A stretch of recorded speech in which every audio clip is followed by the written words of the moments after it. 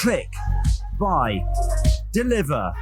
With remote purchasing from the 2-time Motorcycle News Dealer of the Year, Colchester Kawasaki. Proud sponsors of Chasing the Racing. 3, 2, 1, and welcome back to Chasing the Racing. I was going to say episode, but we're not actually doing episodes because we're on a special tour, and we're over in Northern Ireland. We're joined by the most successful World Superbike rider of all time, MBE and now OBE, 6 times world champion. Welcome to the podcast, Jonathan Rea. How's it going? Oh, thanks for having me on. Been a very big fan of the show. Listen to it quite regularly on my trips up and down the road to Dublin when I need to pass sometimes. So, and it's equally cool to be on, especially in this little booth you've got. I'm pretty damn impressed because I only listen to the podcast. I don't watch it. So to actually see this is fair play, guys. There we go. I tell you what, I'd like to clear something up for our audience. We did not pay him to say that. I would like to just tidy that up straight away. That was I'm going to tear up a little bit here. We've just been out for I would say one of the poshest brunches I've ever had, but a lovely little town. Is it Antrim? Antrim, yeah. Posh brunch in Antrim, eh? Who would have thought?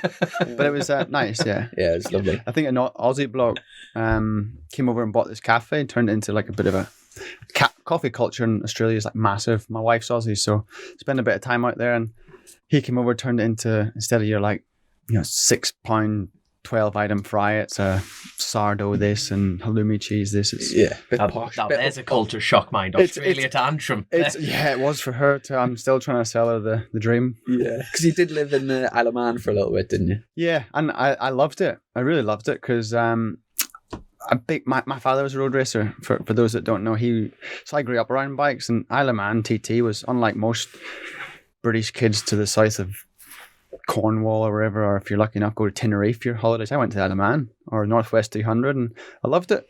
Lived and breathed fumes, and watched. My dad had, I wouldn't say they were helpers, mechanics, and I used to just annoy them because I would take wheels off them and they would give me wheels to clean and stuff, and I wasn't just polishing the wheels, I was polishing tires and all sorts. So God bless my dad. Yeah, but it's funny how you remember all them stories. So actually going to the Isle of Man was a cool story, and I've got really good friends there. My teammate at the time when I went there was Andrew Pitt, World Supersport champ, and he lived in Peel, and I went over and lived in Castletown. Oh, lovely. I remember we were just chatting beforehand, before the pod, and I was saying I listened to your autobiography, it must have been a pretty while ago on Audible, and so there's loads of little bits that I sort of half remember, but I can't. But I do remember you were saying, was it your father used to sponsor Joy Dunlop? My grandfather. And it's very much around here. There's families that are really big in bike racing, obviously. And we're just saying with Jeremy, it's such a small place, but it's packed with names, isn't it? Yeah, it is strange because most of the kids from around here are decent, at bikes. You look down the British Championship grid, you've the Irwins are doing very well at Superbike level. You had Alistair Seeley from here that killed it in Supersport and Superstock for years.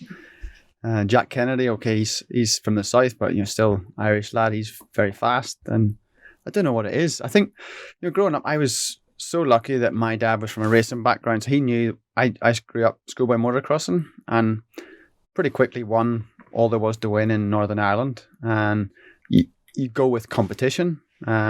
So when I was 10 years old, we were jumping on the boat, that Cairn Ryan or Stranraer boat, every weekend, every Friday he'd finish work. I've got 2 kids now, and I look back and think what my dad did, the sacrifices he made. He'd work Monday to Friday, working man, in transport, driving lorries, and it was his, his dad's company, to take me. I mean, we would drive the length and breadth of the UK, to get to race against fast riders, and that was super cool. So I think that, that from a young age you realize there's a sacrifice. It's not like you go and you have a bad day at Foxhill and or Mallory Park at road racing, and you drive them 2.5-3 hours home, and it's all right. If you had a bad weekend, you were having the silent treatment the whole way to the boat up that A75, and it was horrible. So every race was was impactful. You knew there was a big sacrifice. You needed to do well out of it, because if you weren't going to do good, there's no such a big sacrifice. I have 2 other brothers and a sister, so if it wasn't going to work out, it wasn't worth it. If you know. I was just thinking that, like, we think we're like miles away from most of the BSB tracks, just being in the northeast, so it's like a few hours extra. But the commitment for every BSB round or motocross or whatever, but to come right across on the ferry, it's like almost another day onto the weekend and another day on the way back. It like race weekends become like almost a week. Yeah, I think it's a 4:15 boat from Cairnryan used to go into Larne, my old hometown. And you could make the 4:15 boat in the morning from Thruxton if you were like full gas. And I remember taking my little trusty 206 over there to do, Superbike when I first went to Superbike, and then I stayed in when I rode for Honda. I did a year renting a house in Louth with a few of the mechanics. The year before that, I sort of just sofa surfed like every up and coming kid does. Put everything. I was on a sofa of Craig Jones, my trainer at the time. Mechanics in Louth, annoying them, and it was but that was cool days as well. Looking back on it, that was pretty cool.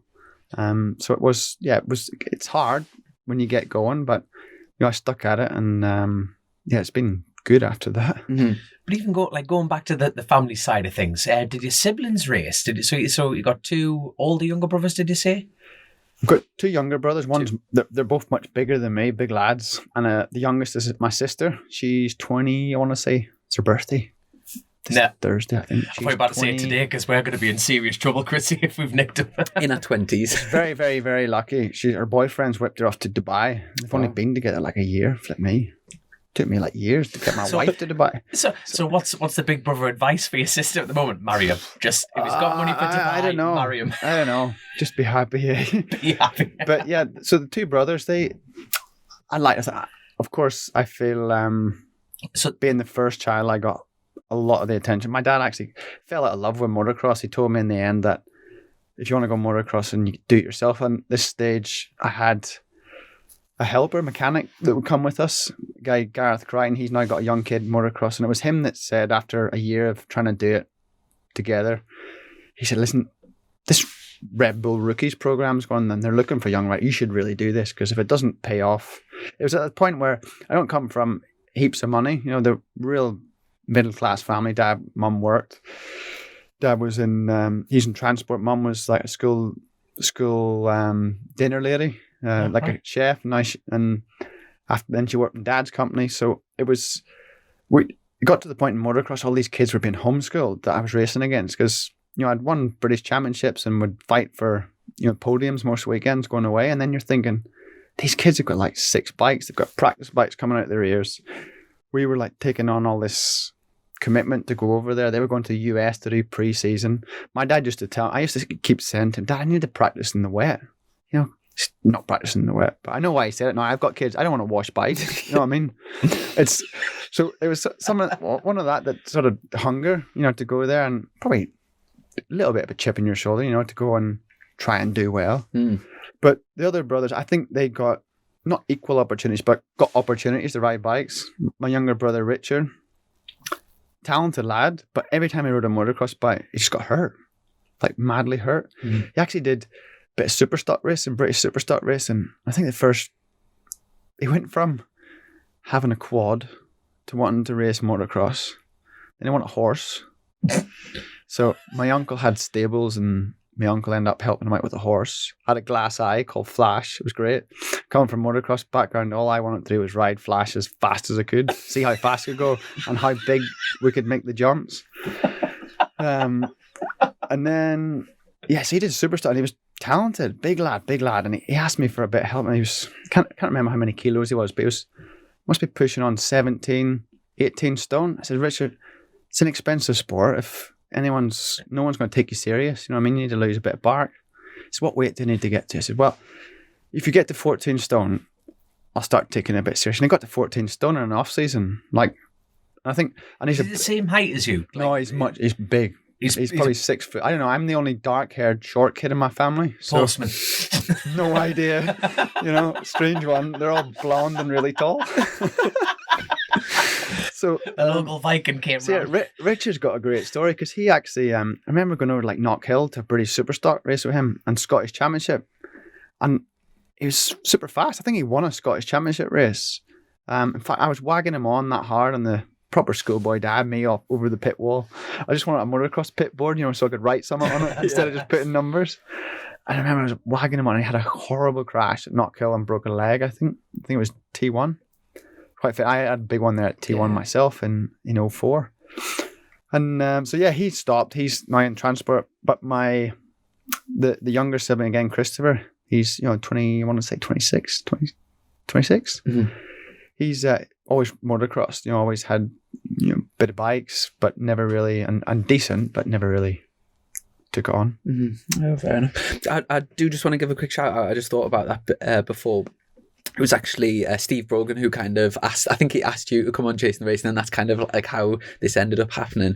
And I seen this week Steve's setting another team back up in BSB. Oh, brilliant. And so he's got 2 Kawasaki, I think it'll be the 636 for Superstock 600.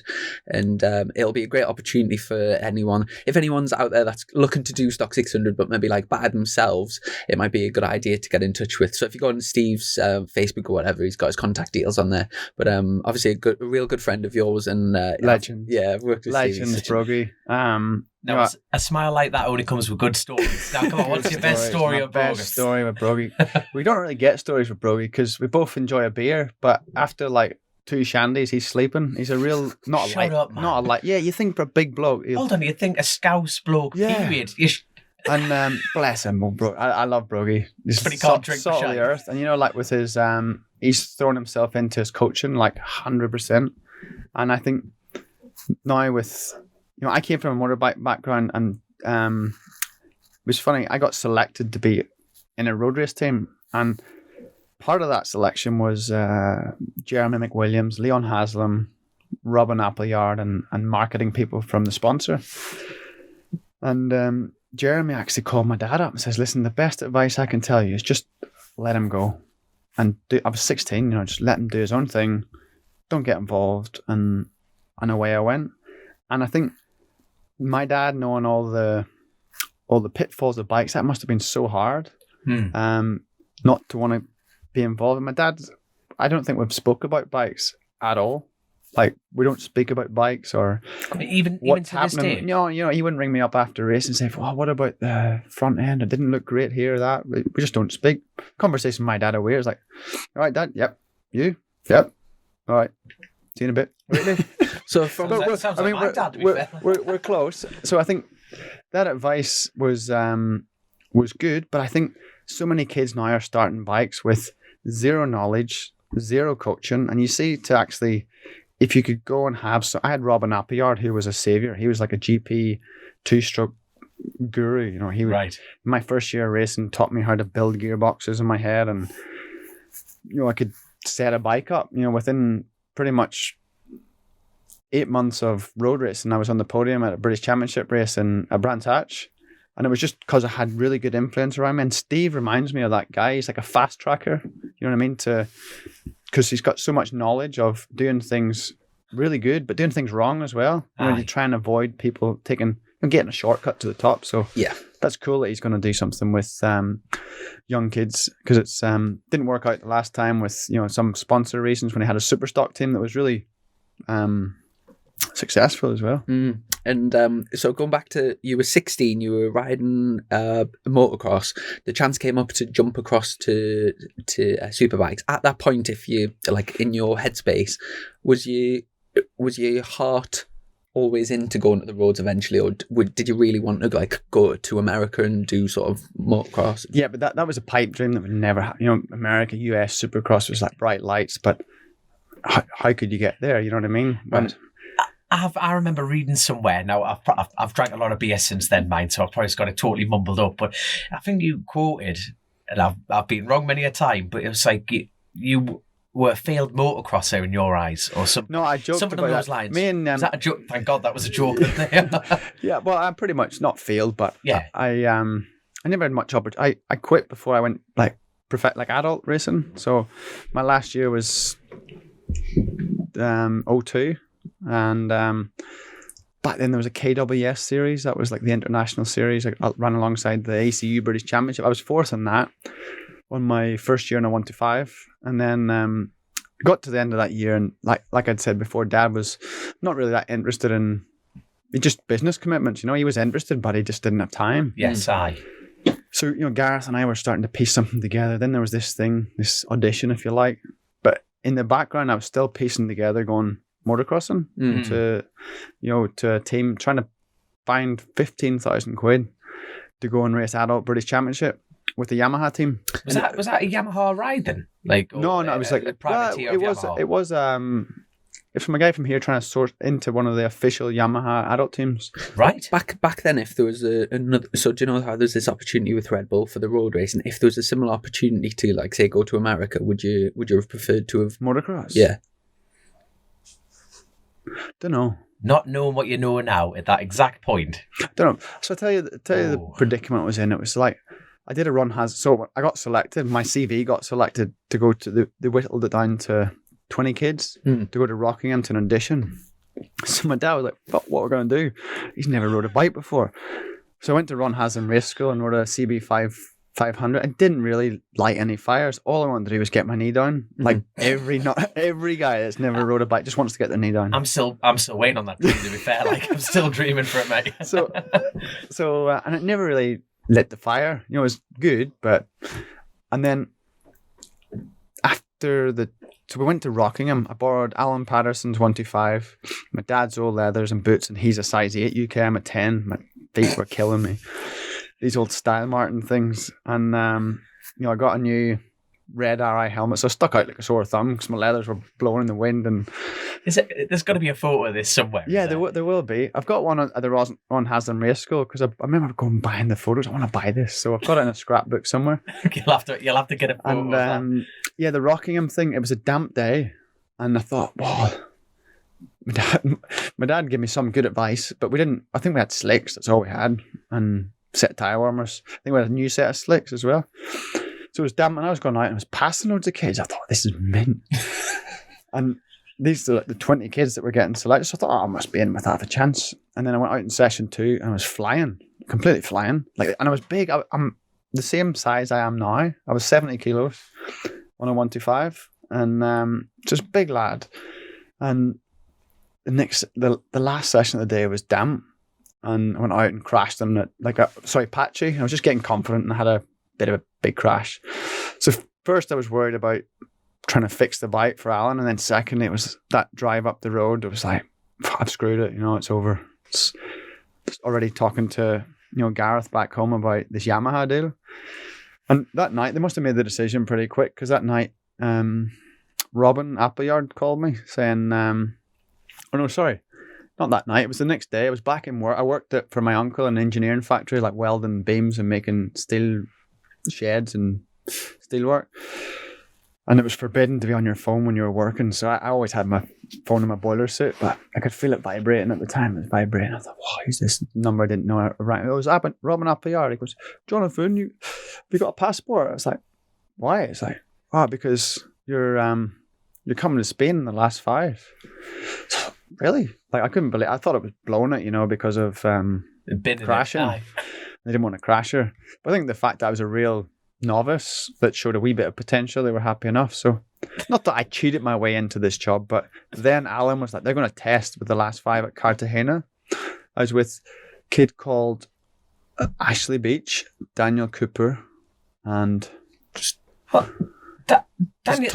Was Tom Tunstall someone like? I remember you reading things, and there were all people that I know. So Tom Tunstall, I did another audition test at the end of that year to join the Honda UK junior team, which became the Red Bull Rookies program was a 3-rider 125 team. Then after that, because at the end of that year I was panicking, I was massive in a 125. It was clear if I wanted to keep road racing. My dad knew Nick Morgan well. It's like, oh, can you put a bike together? It's like, well, it's going to cost sheets, money we couldn't afford. Mm-hmm. So I was calling my friend, a really good friend of mine. I mentioned her a lot in my autobiography, Linda Pelham. She was the marketing girl at Red Bull. The girl I have to thank for my career, because she just said, listen, be patient, please. I'm trying to do another thing to further this rookie thing and join with Honda to make a junior team, which sort of Eugene Laverty went through, myself, Stephen Neate, who else? And I think when me and Eugene both had World Championship rides, I had a factory Honda ride in BSB, and he went to GPs. They stopped it because it was like, okay, it's done, the job's done. She kept saying, no, just wait, we're going to get 4 riders together, and I've really, Neil Tuxworth doesn't believe you're good enough, but I've really got you a shot to go. And there's me, I think Tunstall, Crutchlow, Kieran Clark.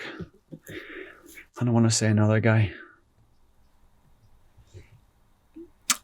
Daniel, somebody that used to ride for Paget's. Daniel Coots, maybe a 125. I'm not too sure. Daniel Coots is a motocross kid I race with. No, Daniel. It's a Daniel. It'll come back. It was definitely a Daniel. Fast Daniel. A very fast Daniel. So yeah, I went to that, and again, I knew how to play the game a wee bit, put the mechanics on side, and I went out, and it was another horrible day at Cadwell, like leaves in the Hall Bend section and stuff. But don't make it easy. No, so I think we only did the park section, and then you came down before the mountain, you turned right and went on, and I struck a good relationship with Chris Pike and Tommy Larson, the 2 crew chiefs, and quite a bit of banter. Got on well with. It was a lot more about being marketing and correct, and the Roger Burnett and his marketing company were down and putting you through a bit of media training or whatever. And yeah, I got that. Couldn't believe that. After, because I pretty much thought, so I got fast tracked into it, and it's sad because I got so lucky that my parents never, fortunate I guess, that it didn't cost me too much money to do that. It was I got to learn on somebody else's paycheck, because when I did it with my brother, we did it together as a family. My dad was doing it, and he would crash. You think, no way, that's straight away you're at, there's $3,000 there, and swing arm and wheels, and it's expensive. So but it's so fortunate to be able to do that learning part of my career with good teams, and have good, like I said before, with Robin around, and then straight to the Honda UK team when you had, Chris Pike, who worked for Colin Edwards in his championship winning year as a data guy, or Aaron Schleight, if you like. And your peers are guys like Michael Rudder and Ryuichi Kiyanari in your second year of racing, Carl Harris. Like all household names of British championships. You grow up fast and you learn a lot really quickly. When you went to Cadwell, was it just you by yourself? Your dad wasn't alongside you there? No, it was Linda picked me up. Linda from Red Bull picked me up from the airport and took me there, yeah. And that was that your first time on a flat? Totally daft. No, you're going back and forth to the Isle of Man at this point, weren't you? So is this your first adventure out the door by yourself, really? Yeah, not my first.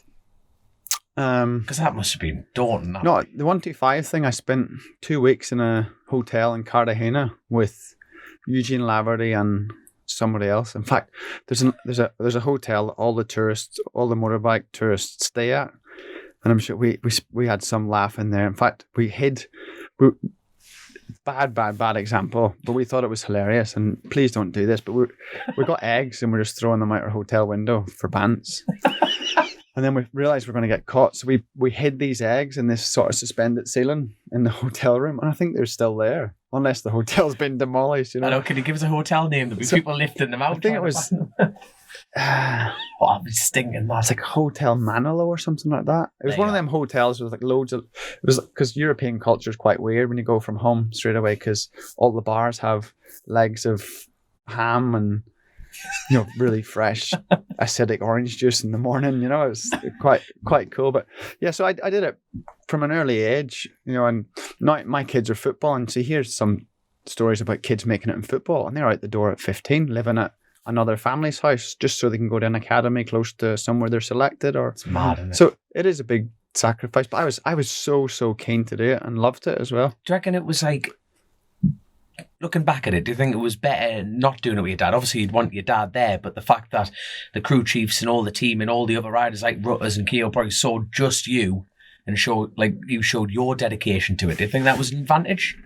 I think from the marketing side and team management side, they prefer to deal with the rider because they have more control. They know that when you leave the guys that go and get changed in the back of their truck, you don't have another dad telling you how it should be done. Yes. And that mechanic doesn't know. I mean, I've been with a lot of dads that are quite overbearing in the garage. Not just that, I've had teammates that's wives are overbearing. I've had teammates that, people you see that just, if they would separate that and do it themselves, they'd probably get more from it. But then there's some partnerships that work hand in hand that has them. Ron and Leon, I'm not jealous of that relationship, but it's so nice. It works really well. And the father-son element. And I don't think, and Leon probably admit this, I don't think he'd be where he is without Ron, because he's so, and teams sometimes, I remember when Leon came to join me at Honda, or it was Kawasaki, because he was pretty accepted at Honda, I remember. But Kawasaki, our team manager's strong character, and he was like, I'm going to take Leon, and it's going to work, and Ron's not going to be there. But they quickly realised Ron's such an asset to the team, so it can work whatever way. But yeah, my dad, don't get me wrong, he's involved, he's there, but he's in the pub on the outside with his mates watching, and that's nice that, if I ever need to chat, he's around.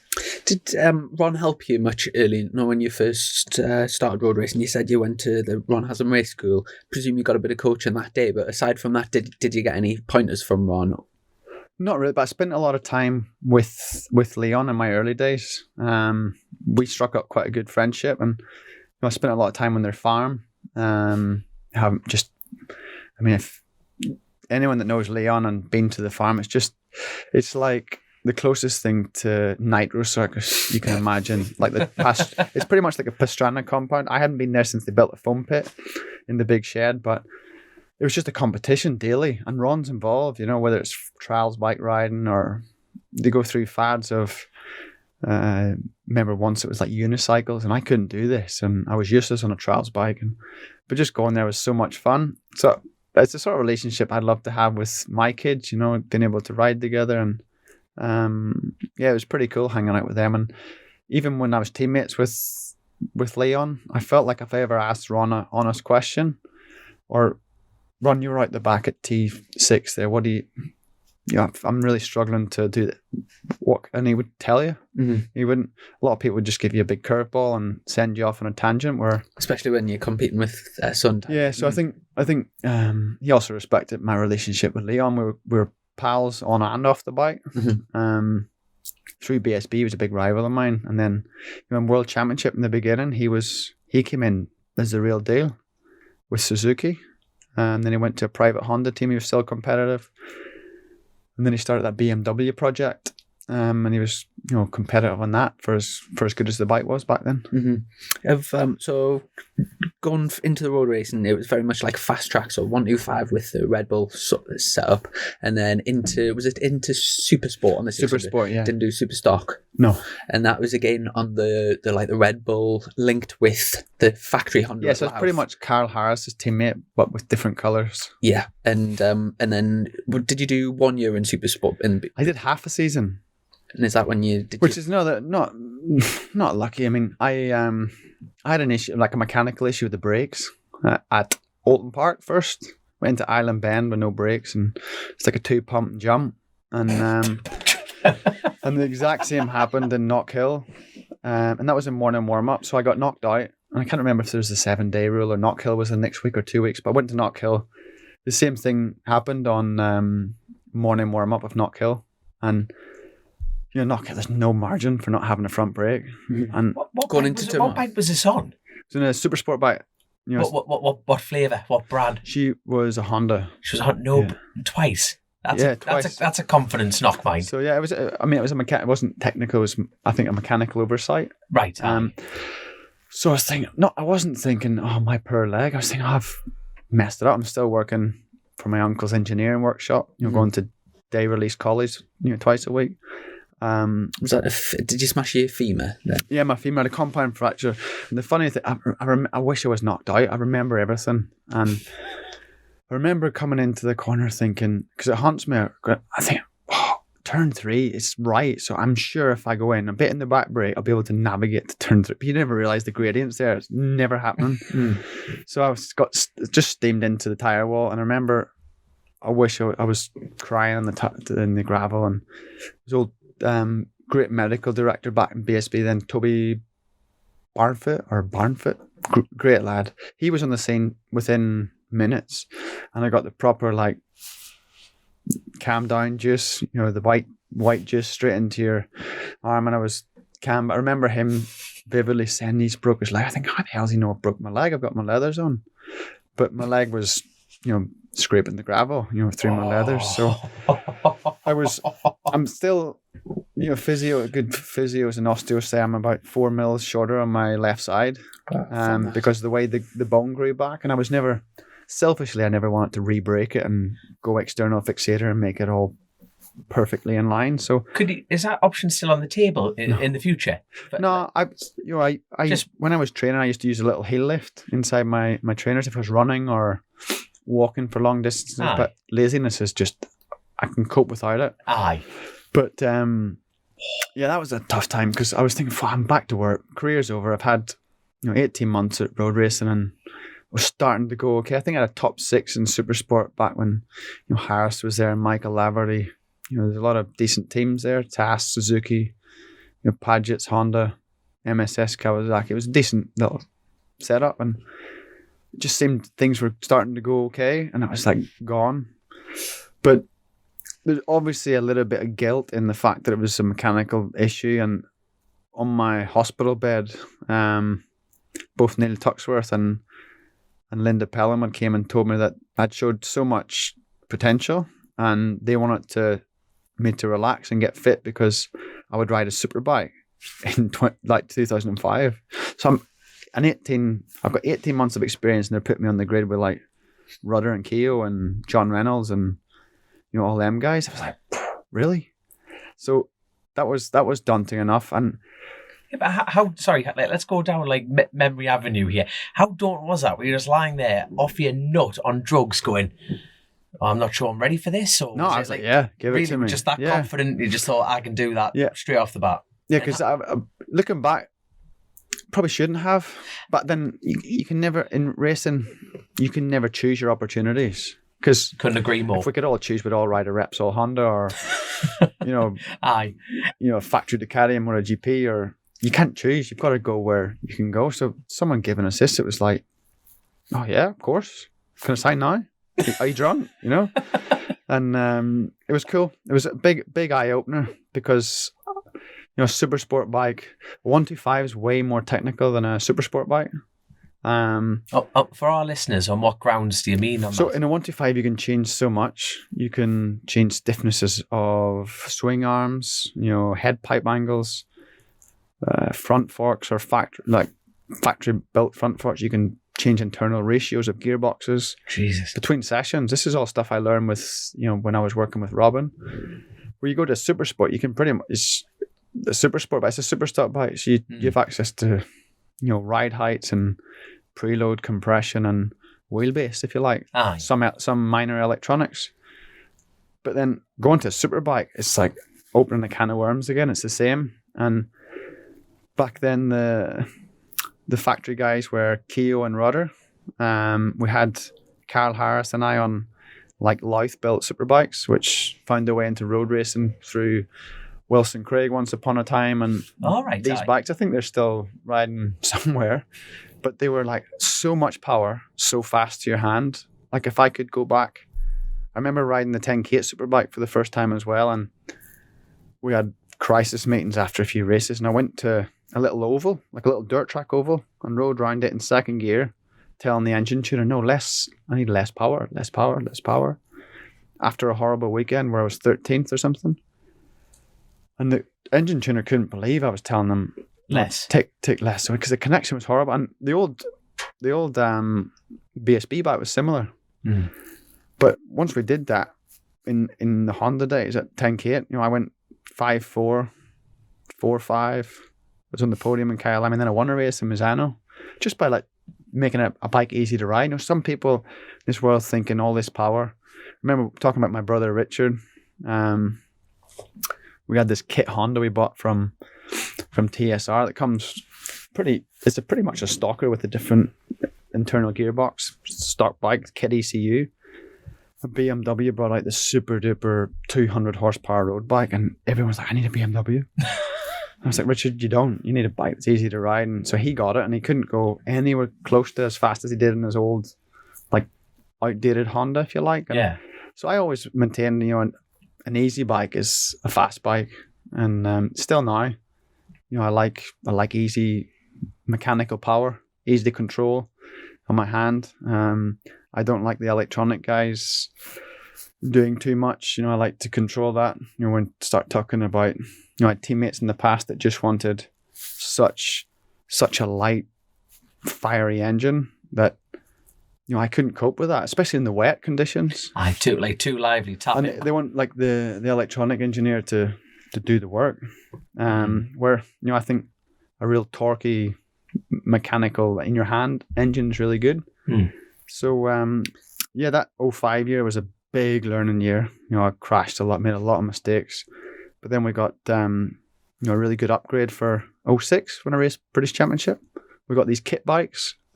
Like, it wasn't a full factory bike like the Michelin shod bikes of Keogh and Harris back then, I think. Was this before the Pirelli days? When Yeah, it was open tire because I had Dunlops. They had Michelins, the factory boys, and I think Tommy Hill ran Pirellis. Rob Mack's lot. Rob Mack, yeah. So that was cool because it was like tire wars. You'd go to tracks so me and Leon were good rivals. So we'd go to him and his GSE Ducati. They were strong at places like Alton Park, I want to say. Dunlop had that place. We were good at Alton Park. Go to Thruxton, Dunlop had it nailed. They were fast there. They used to fly tyres in like overnight and stuff, didn't they? Yeah, well, we were at Thruxton, I remember, and FP1 was a disaster. The bike was just spinning. It's like you put as many turns of preload in the rear shock as you could. The thing just wouldn't grip, just spinning.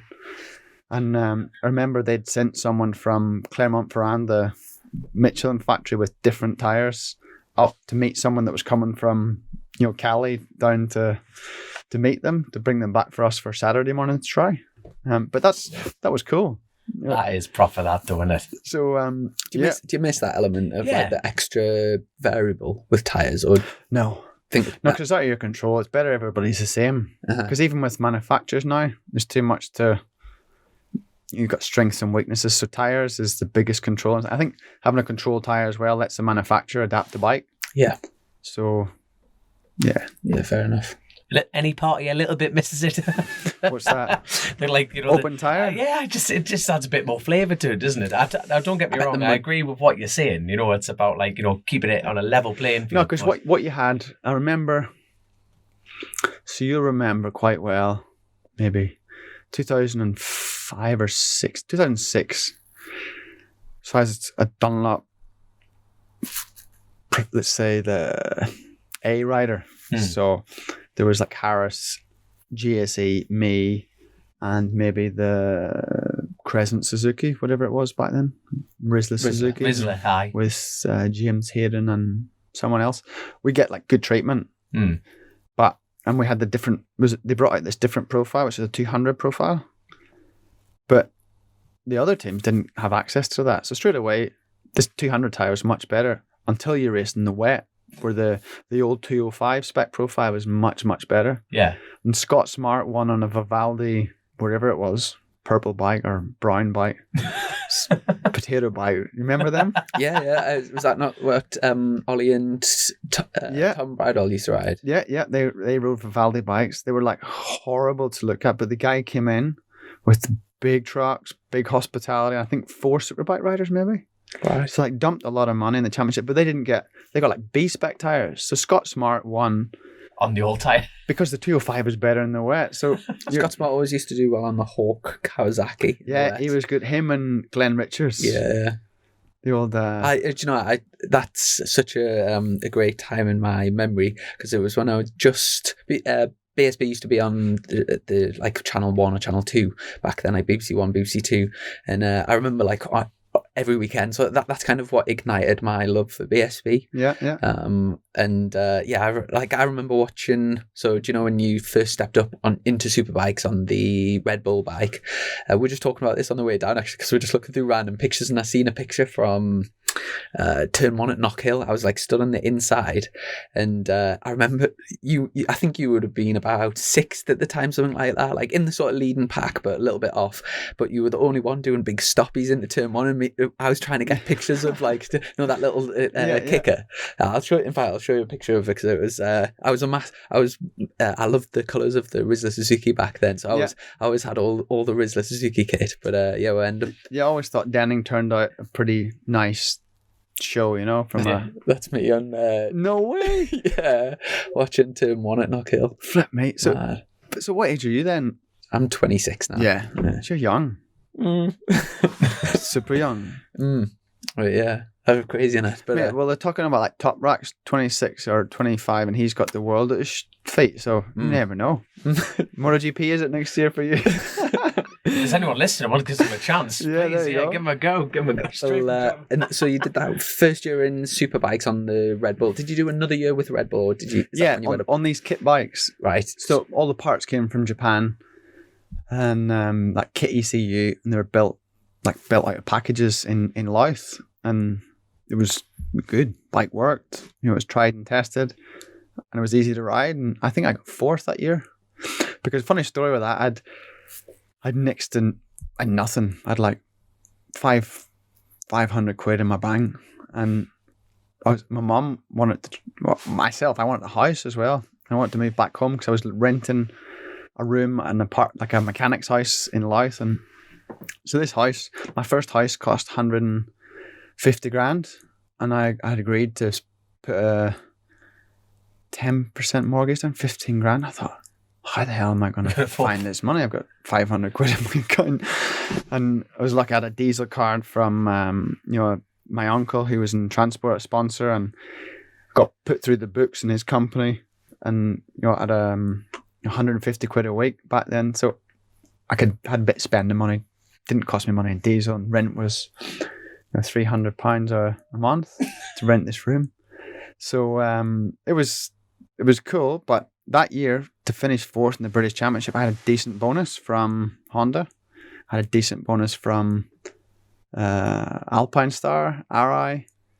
You've been with them a while then. And then the mortgage deposit was starting to creep up. You know, I was starting to get there, but I was falling short. So I had agreed to do a couple of races here. The Sunflower Trophy races in Ireland were really big.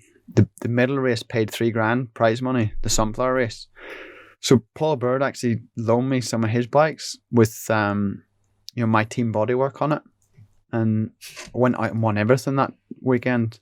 Crashed a few of Birdie's bikes, so if he asked me to pay for damage, I'd probably have to sell the house.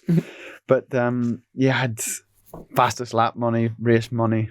Went the next day to get Mallory Racer of the Year. Got hurt there, to be fair, but the organizer paid my some start money. So all of a sudden, I have deposit for my house, but no money to pay any mortgage. So that's but then that was my first pro contract. At the end of that year, I got like HM Plant Honda signed me. I got a wage and a salary because mum and dad they were pretty keen that, you know, until you're getting paid to race, you're going to work. You're going to, you know, if you're away sofa surfing or whatever, you come home and you're working in the family business or driving a fork truck for them or helping my uncle out. Yeah. So I seen the HM Plant Honda contract come through. I was like, I ain't working anymore. You know, I'm pro and I'm going to try and treat it serious. And what age was this then when you got your first pro contract? It was 07 and I was 87. 20. I was born in 87. It was 07. Jesus. And so teammates with Kianari. With Keo, yeah. And again, that was it was when you think about all the names in the championship back then. Yeah, it was like Haslam, such a Lavia, golden Shaky. Mm-hmm. Yeah, it was cool times. Sykesy, yeah. What was Keo like to work with then? Was he just like what's his crack? He was brilliant. He was so quiet and respectful. But I've got so many stories. Like, see, sometimes Keo's.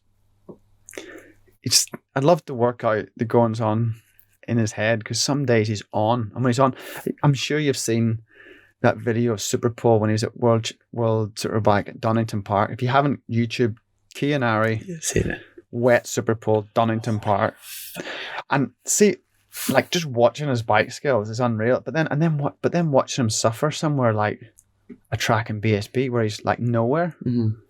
And it hurt even more when I went to World Championship and he did, and then he came back to BSB. And I came to Alton Park once and I seen him suffering.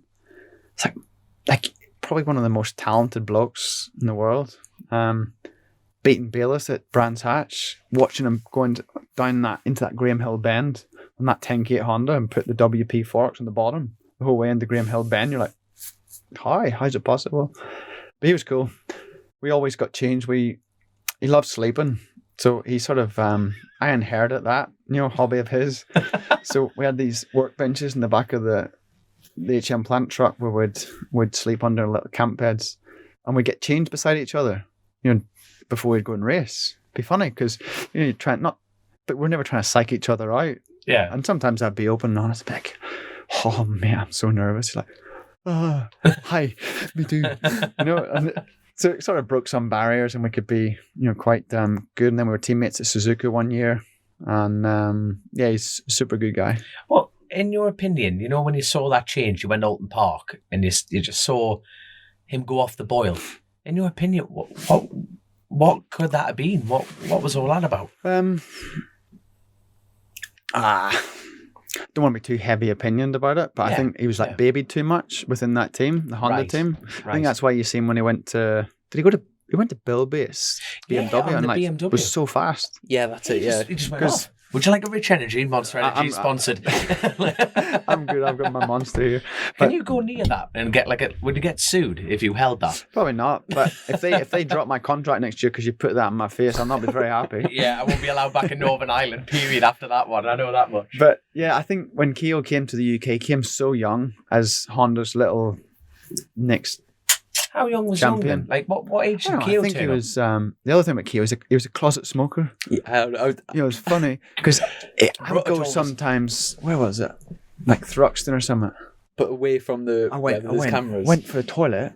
It was like stunk of like cigarettes. Somebody smoking in the cubicle. I was like, whew. Anyway, I went to get changed, and in comes the stinking of fumes. Keogh to get changed. Must have been you, eh? But I think he came to UK as so young. The team looked after him like a child. I mean, I went there super young, and Keogh was like golden balls. He lived with Harvey Beltran, the team coordinator back then, and he was just, he didn't have to think about nothing. Everything, his life was arranged for him. First, because he didn't speak perfect English in the beginning, and secondly, I think Honda UK didn't want a bad rap from the big bosses back home. Keogh reporting anything. So I felt like sometimes I got a bit of a bum deal there because I was definitely the second rider. Yeah. But and I don't think that helped Keogh in his later life, because once you set that level of being looked after, you're always sort of looked after. Where I was always on my own 2 feet and self-sufficient. How did you sort of see your time with under the likes of like Harv and Tuxworth? Tuxworth was like the main guy in Honda back then, wasn't he? Yeah. Do you look back on those days as like a sort of pleasant experience, or mixed? Yeah. It was a hard one with Harv because I really like Harv. And maybe that relationship didn't work the best because Harv became the guy that I'd go and have drinks with on a Sunday night, but then he would have to be the boss on a Monday. Aye, difficult. So Ronald 10K, the manager I went to after that, he was the same, but he never tried to be a real boss. He was actually always kind of your mate, almost. Which I wasn't a fan of that style either, but the manager I have now, I can't fault him. Don't think I've been to his house. I've been there 7 years, won 6 world titles for them, and just a very professional relationship. Yeah, and like not just so regimented. Like, I mean, at 10K, I remember I got so frustrated in the off seasons that I would never speak with my team. Never. They would never check in. To the point where I used to think, right, I'm not going to go to the first test and then they'll ask where I am, and I'll be like, well, you haven't spoke to me. Yeah. I got to that point where I felt like just not cared about. I just a bit like that. Where the team I'm with now, like, see, down to when I first signed the contract, it was quite. If you weren't used to it, was quite controlling. We have got to go and do a lot of blood tests, body checks, fitness tests. It's quite a lot per year. So I think trying to check up on me and looking at it from a bad point of view, as opposed to, hey, we want you to be the best you can be. Aye. Forget the results, but the next result to be better, and then the next one to be better. They would never, like, you would get roasted. If you have I remember races with Tom and Laguna Seca, Tom's like last to the late breakers, and he's just a point and squirt guy. So trying to race Tom with my style on the same bikes was really hard because I was a bit more flowing than him. But I kept dive bombing him into like last corner, and Tom would pass me back. And I remember, and Chaz was out front. He was gone. He was Mr. Laguna back then. I remember Game coming to my cabin after the race and like roasting me. Like, if you can't make a clean pass and make it stick, don't make it. Don't put yourself in danger. I was like, from the point, why don't you have my back on this and say, good job for trying, didn't work out. Next time I'll be all right. And he would, sometimes you'll have a race win, but you'd get an email or, an email. What happened? Or a WhatsApp. Hey, I've just checked the race again on lap 6 in T5. What happened? I seen this happen. You're like, but you think that's a bad thing, but then you realize he's so invested. And when you start thinking, this is someone trying to get on your case, and you realize that he's fighting in the same corner as you and he's trying to make you better. Yeah. So it took me like a year to buy into that. And then it's like we all fire in the same way, and it's such a good team atmosphere. I seen I think it was in lockdown. There was you and Alex did a bit of a tour around KRT, the headquarters in Spain. Like, it literally blew my mind, like how cool that place is. Yeah, it's cool. But you know what's cool? Have you been to Honda in Louth? Yeah, we were there last week. That's maybe it's because but I remember being like a rabbit in the headlights with the little machine shops and. Like I'm quite weird. Like, I'm a square box guy, and there's the symmetry. If you cut a line down the middle, the 2 workshops on each side, the 2 trucks coming in, it was mint. So they had a cool facility, and I really I wish I'd had a good rookie season in that Superbike. I was there because that was trying to learn a lot. And then I never really had my mum and dad were separating at that, we were just having bad times, and I sort of left that situation at home, and I was just not really in a stable place. Maybe if I'd have been there like Keo with his comfortable bed every night and normalized and lived that way, maybe I would have enjoyed it a bit more. But the first year I found hard, and then sort of when I was more self-sufficient and had a little bit of income from personal sponsors, and then the salary in the 2007 year, I would have enjoyed it a bit more. So was it in your second year in Superbikes that you started to like sort of get podiums? And I remember was your first win at Mondello? That was my last year on the HM Plant bike. Right. I got quite a few podiums in quite a few seconds on the Red Bull bike, pole positions and stuff like that. Do you still have the lap record around Mondello? No idea. I think you do. Yeah. I don't know. The stop going then. We're gonna have to find that out, right? But Lauren's on the case, so we're gonna find out if we still have a lap record around. How many lap records do you have? Don't know. Not many. Well, a few in Superbike, because I got there's a few awards in Superbike, like best lap award, Super Pole award, and I won both of them this year even. So, but lap records, there's probably been a few broke. I think I've got one in Qatar. It was fast there. But it's weird with the qualifying tire because you go so fast that you can't replicate it on a race tire. Nah, it doesn't matter. So if you're good at Super Pole, you'll have best lap track records in a lot of places. Do you know, at the start when I was listing all the sort of accolades about like sort of 6 titles, and then your MBE, recently your OBE, which congratulations. Cheers, man. Thank you. Hell of an honour. Even away from the sport, just like it's like it's something really like to be massively proud of. When I was doing a bit of Googling earlier as well, I seen you had a honorary doctorate. Was it Belfast? Belfast, Queen's University. Does that give you initials before you? I'm not a fan of using any of that. Even on social media, I wouldn't put MBE after a... Oh, but MBE, OBE, does one counteract another? B ons, if you're like honorary bachelor, like letters, as a doctor. I don't know. Dr. Jonathan Rea, MBE, OBE, BH ons. Is that right? Maybe. Oh my God! Yeah, what? How naff is that? You know what I mean? It's a joke. It's so nice for not just for me, but Northern Ireland, UK, and motorcycles to get all these outside of our niche, like awards, bring some light on the sport. I think the coolest one was the BBC Sports Personality of the Year when I was runner up there in 17. And they were like, "Oh, could we feature you in the show?" I was like, "Yeah, I'll be there." It's like, "No, but your bike." I was like, "Hell yeah!" And I was in Liverpool, is it Echo Arena maybe? So I had to go down to rehearsals, and the whole thing was about trying to get this ZX10 on a really tight angle up on this ramp. So I was zero nervous about what I was going to say on the stage because I was so nervous about getting a dick out of myself on the ramp. So I had to like channel my inner Dougie Lampkin just to get up onto the ramp.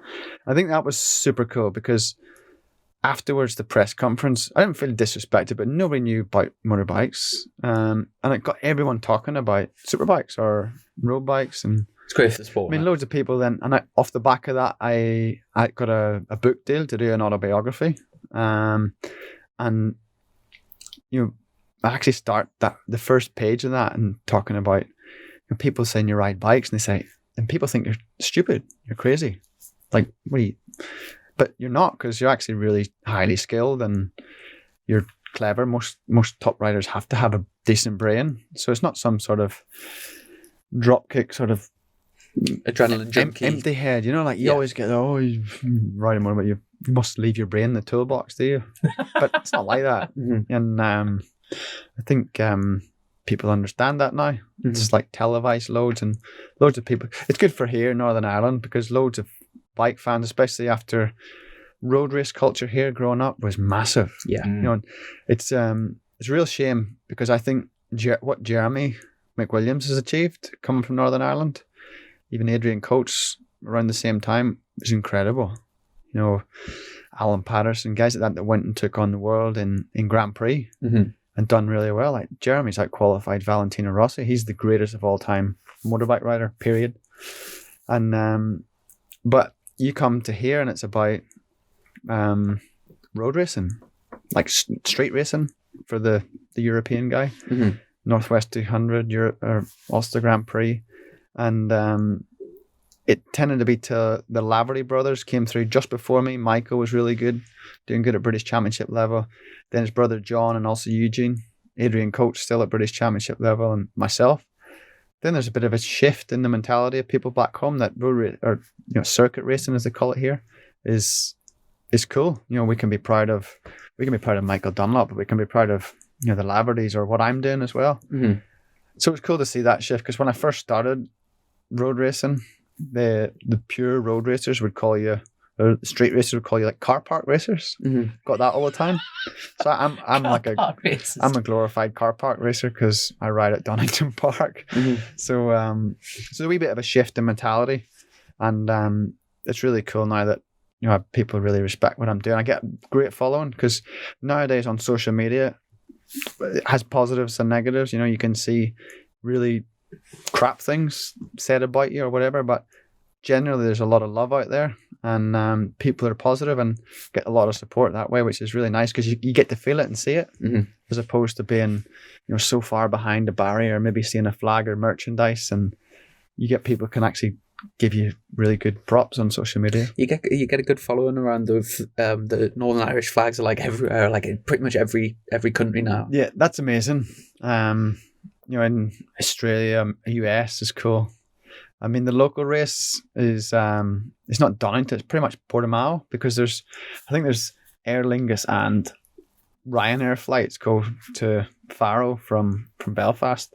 And that's a local round. And that tends to be where a lot of the support goes, and that's really cool. I mean, I remember so hot, and not to tell stories, I forget the girl's name, but it was a really nice story that hit home with me. And I was out for dinner I'd had a horrible weekend. This year it was. I crashed out of race 1, being a tool. I crashed out of the wet race, Super Pole race, being impatient in the wet. And I won race 2, but it was like pretty much championship was gone by that point. I made a few mistakes and went out for dinner.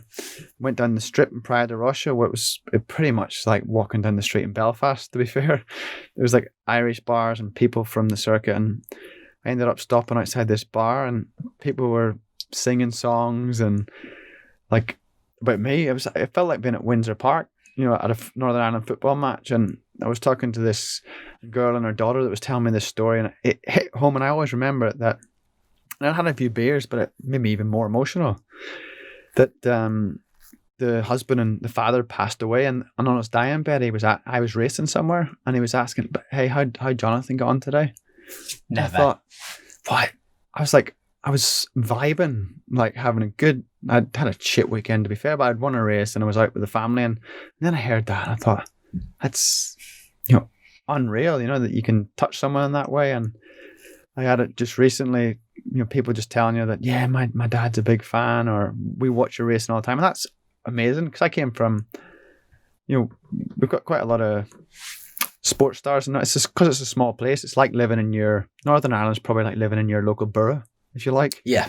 So it's a small reach, but me winning a race on Sunday is 6 o'clock news. It's back page of the Monday morning paper, and that's amazing, So it tends to be a really loyal, good fan base that have your back. Have you, when you've been climbing the ladder in your career, has that pressure ever got on top of you sometimes, that you're like representing Northern Ireland? No, because I only really noticed not that my fans are glory hunters or anything like that, but I noticed it more when I won a championship, the impact, because you'd see people actually making the effort then to go to a race, or they might have followed your career, or you would bring new fans to the sport and they would come and watch a race. So you notice it more then. It's a bit like myself, it's big fan of what Carl Frampton's done in boxing.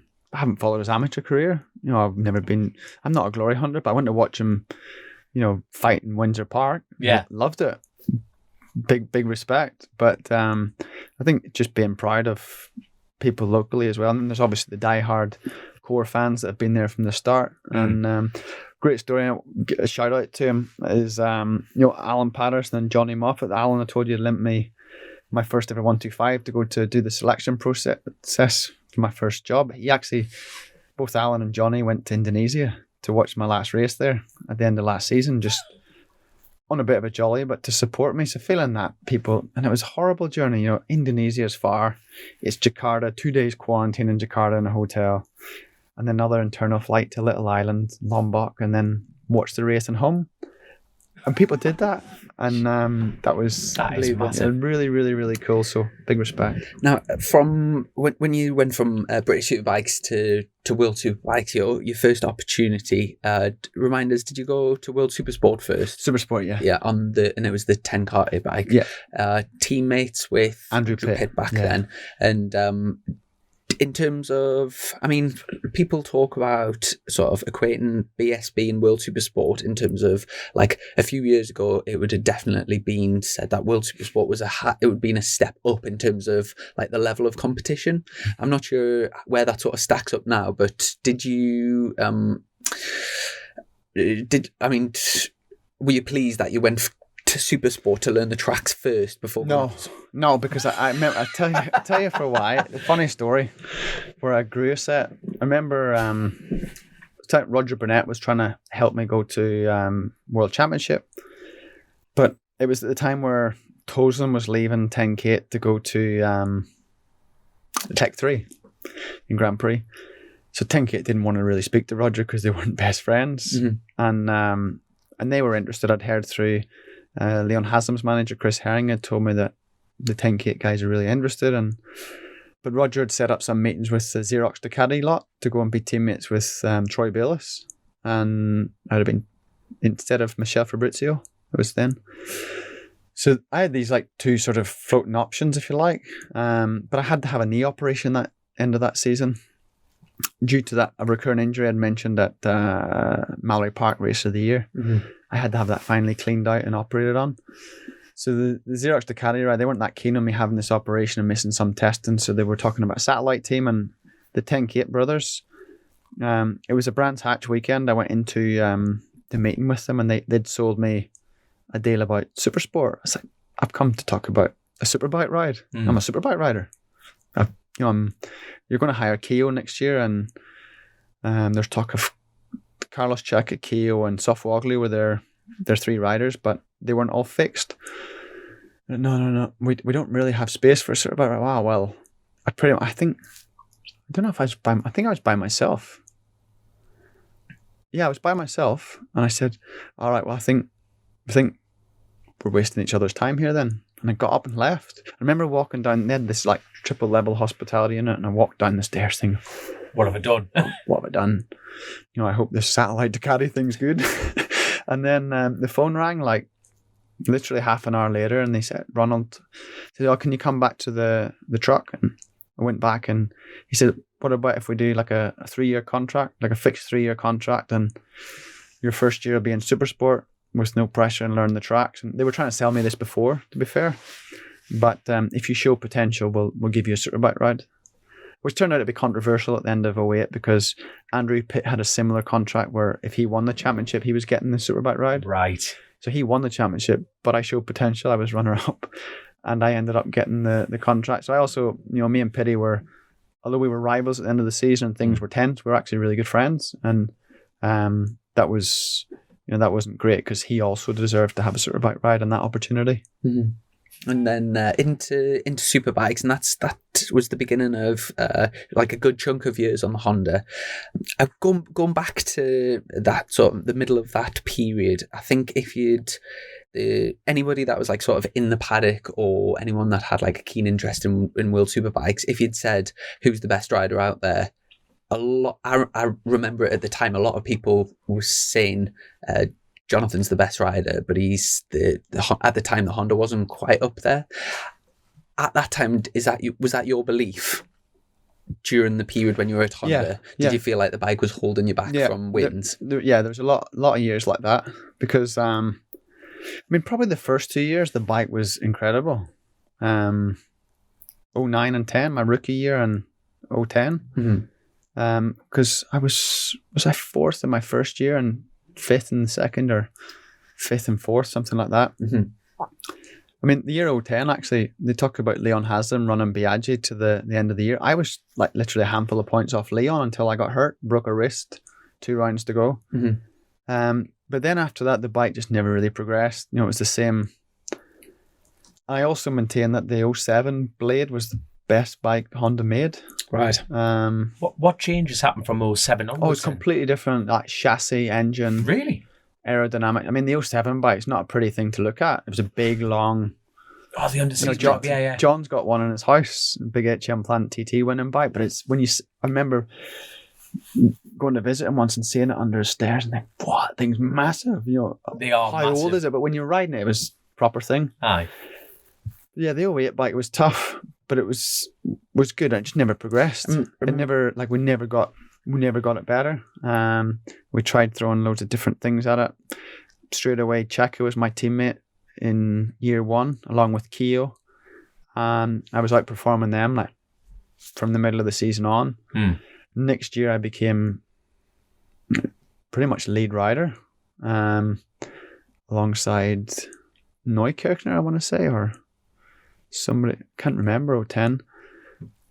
But at this stage, I've still got 4 years of riding experience. Yeah. But 10K are listening to everything I'm saying up, and I felt like my feedback is always okay, but I'm a rider with natural feel. Sometimes don't want to cut my nose off in future development jobs, but don't think I'm that great a development rider, because I'll just very honest with you, yeah. I'll ride a bike to its capabilities, whether it's soft, hard, long, short. I feel like I've got a sense of how it needs to be ridden to be fast. Which sometimes fries my crew chief's head now. If he wants me to ride the bike in a certain way, he makes it that way to force me to not brake too late or to brake later, or you know what I mean. So it was just one of them where we got a wee bit lost in development. Bike wasn't progressing. We were, Aprilia were in the championship, BMW, Kawasaki were starting to throw the kitchen sink at it. See, they were the great years though, because it was like Ducati. it was like a light switch for you though. That's what I liked about racing then. It was like when the rain hit, you might as well just just let everyone move out the way like Moses the Red Sea. That was your Jonathan Rea. that was your chance. Well, there was me and there was Sylvan was pretty good. Sylvan Ginchely in the wet. It was fantastic. It was just like, you were praying for rain, watching the telly. Yeah, Like, I was. Here we go. I bet you were. But there's a few years that were tough. I mean, I had a few injuries. I crashed on oil at Nürburgring in them Honda years. Broke a leg. The same leg I broke at Knockhill. It's a shame it didn't reach straight. I remember the worst I was I remember my wife, Tara, she girlfriend back then, or fiance maybe, we were on the paddock bike going to the box. I remember like sighing, thinking, like, I don't want to be here. You know, I'd rather be at home injured. And do you know what happened? I went out in that Curvone at Misano, the fast right at the end of the back straight. Morning warm up it was. And tipped into Curvone, went outside onto the curb, onto the AstroTurf that was damp, and had a massive crash and broke a wrist. And it was like, God bless Alex Lowe's, and it was Ruben's Ice was my teammate back then, but he stood in for me, and the bike was a nail. You know, Alex was doing good on that WFR, maybe Honda and BSB. Yeah. And he came to ride. It was probably a better bike than what our bike was. It was just not as advanced as the other bikes. But it wasn't through the lack of my team trying. I couldn't say anything bad about them. It was, from a technical point of view, Honda did nothing to help. Yeah. It was all just, we got a lot of support from Honda Europe financially to go racing, but we were seen as a burden to HRC and Honda because we would take money or technical knowledge from MotoGP, which they were fully focused on. Right. So, Alex stood in, and I think that was the introduction of, whilst I was injured, they introduced fly-by-wire because the Honda was old cable throttle. So it fly-by-wire. So I came back and did a test at Assen, and the bike was okay. I could move my wrist enough to ride. It's the same injury James Tozen had that finished his career, where he ended up having to be his wrist fused. So you got a lot of good range. I had a really good range. Yeah. It was a scapholunate bone. So I broke my scaphoid, but they pinned that and then they cut in here and sort of not fused. Yeah. They call it like they tied the two ligament together and with anchor hooks, and there was pins coming out here. And Jesus.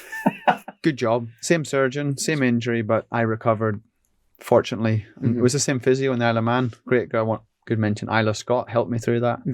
So, came back, fly-by-wire on the bike, and won some races.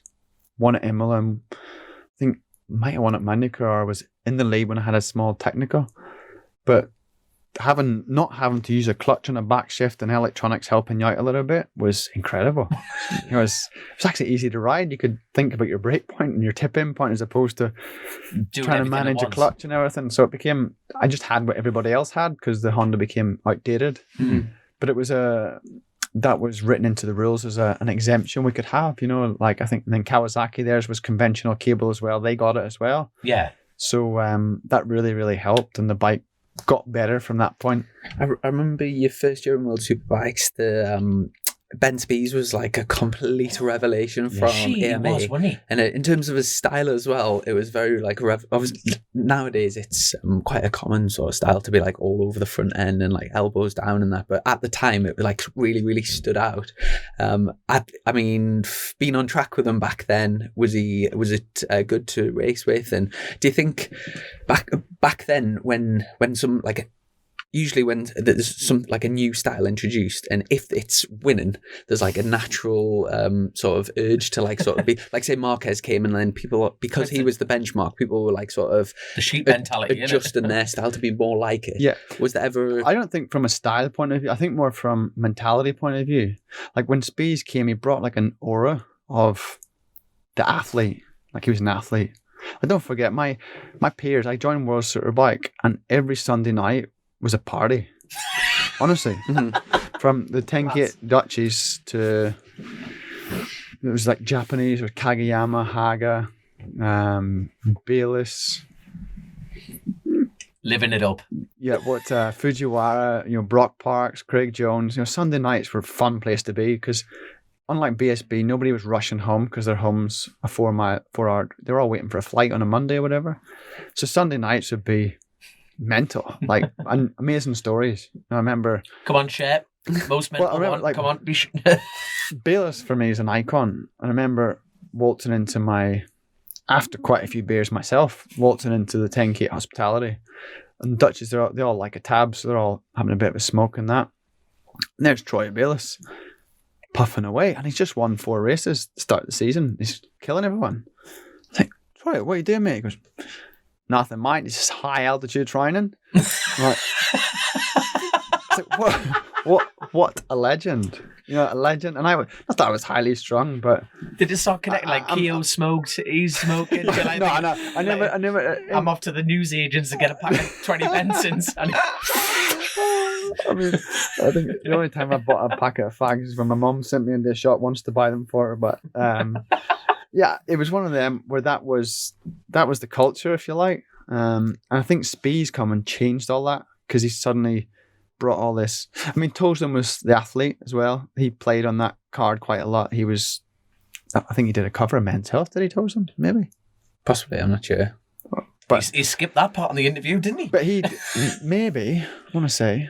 But he was athletic. But the rest, his rivals were, well, I know in 08, as a super sport like rookie going into that paddock, it was like, it's just a party. Like you see your BSB Brands Hatch finale party, that was every weekend.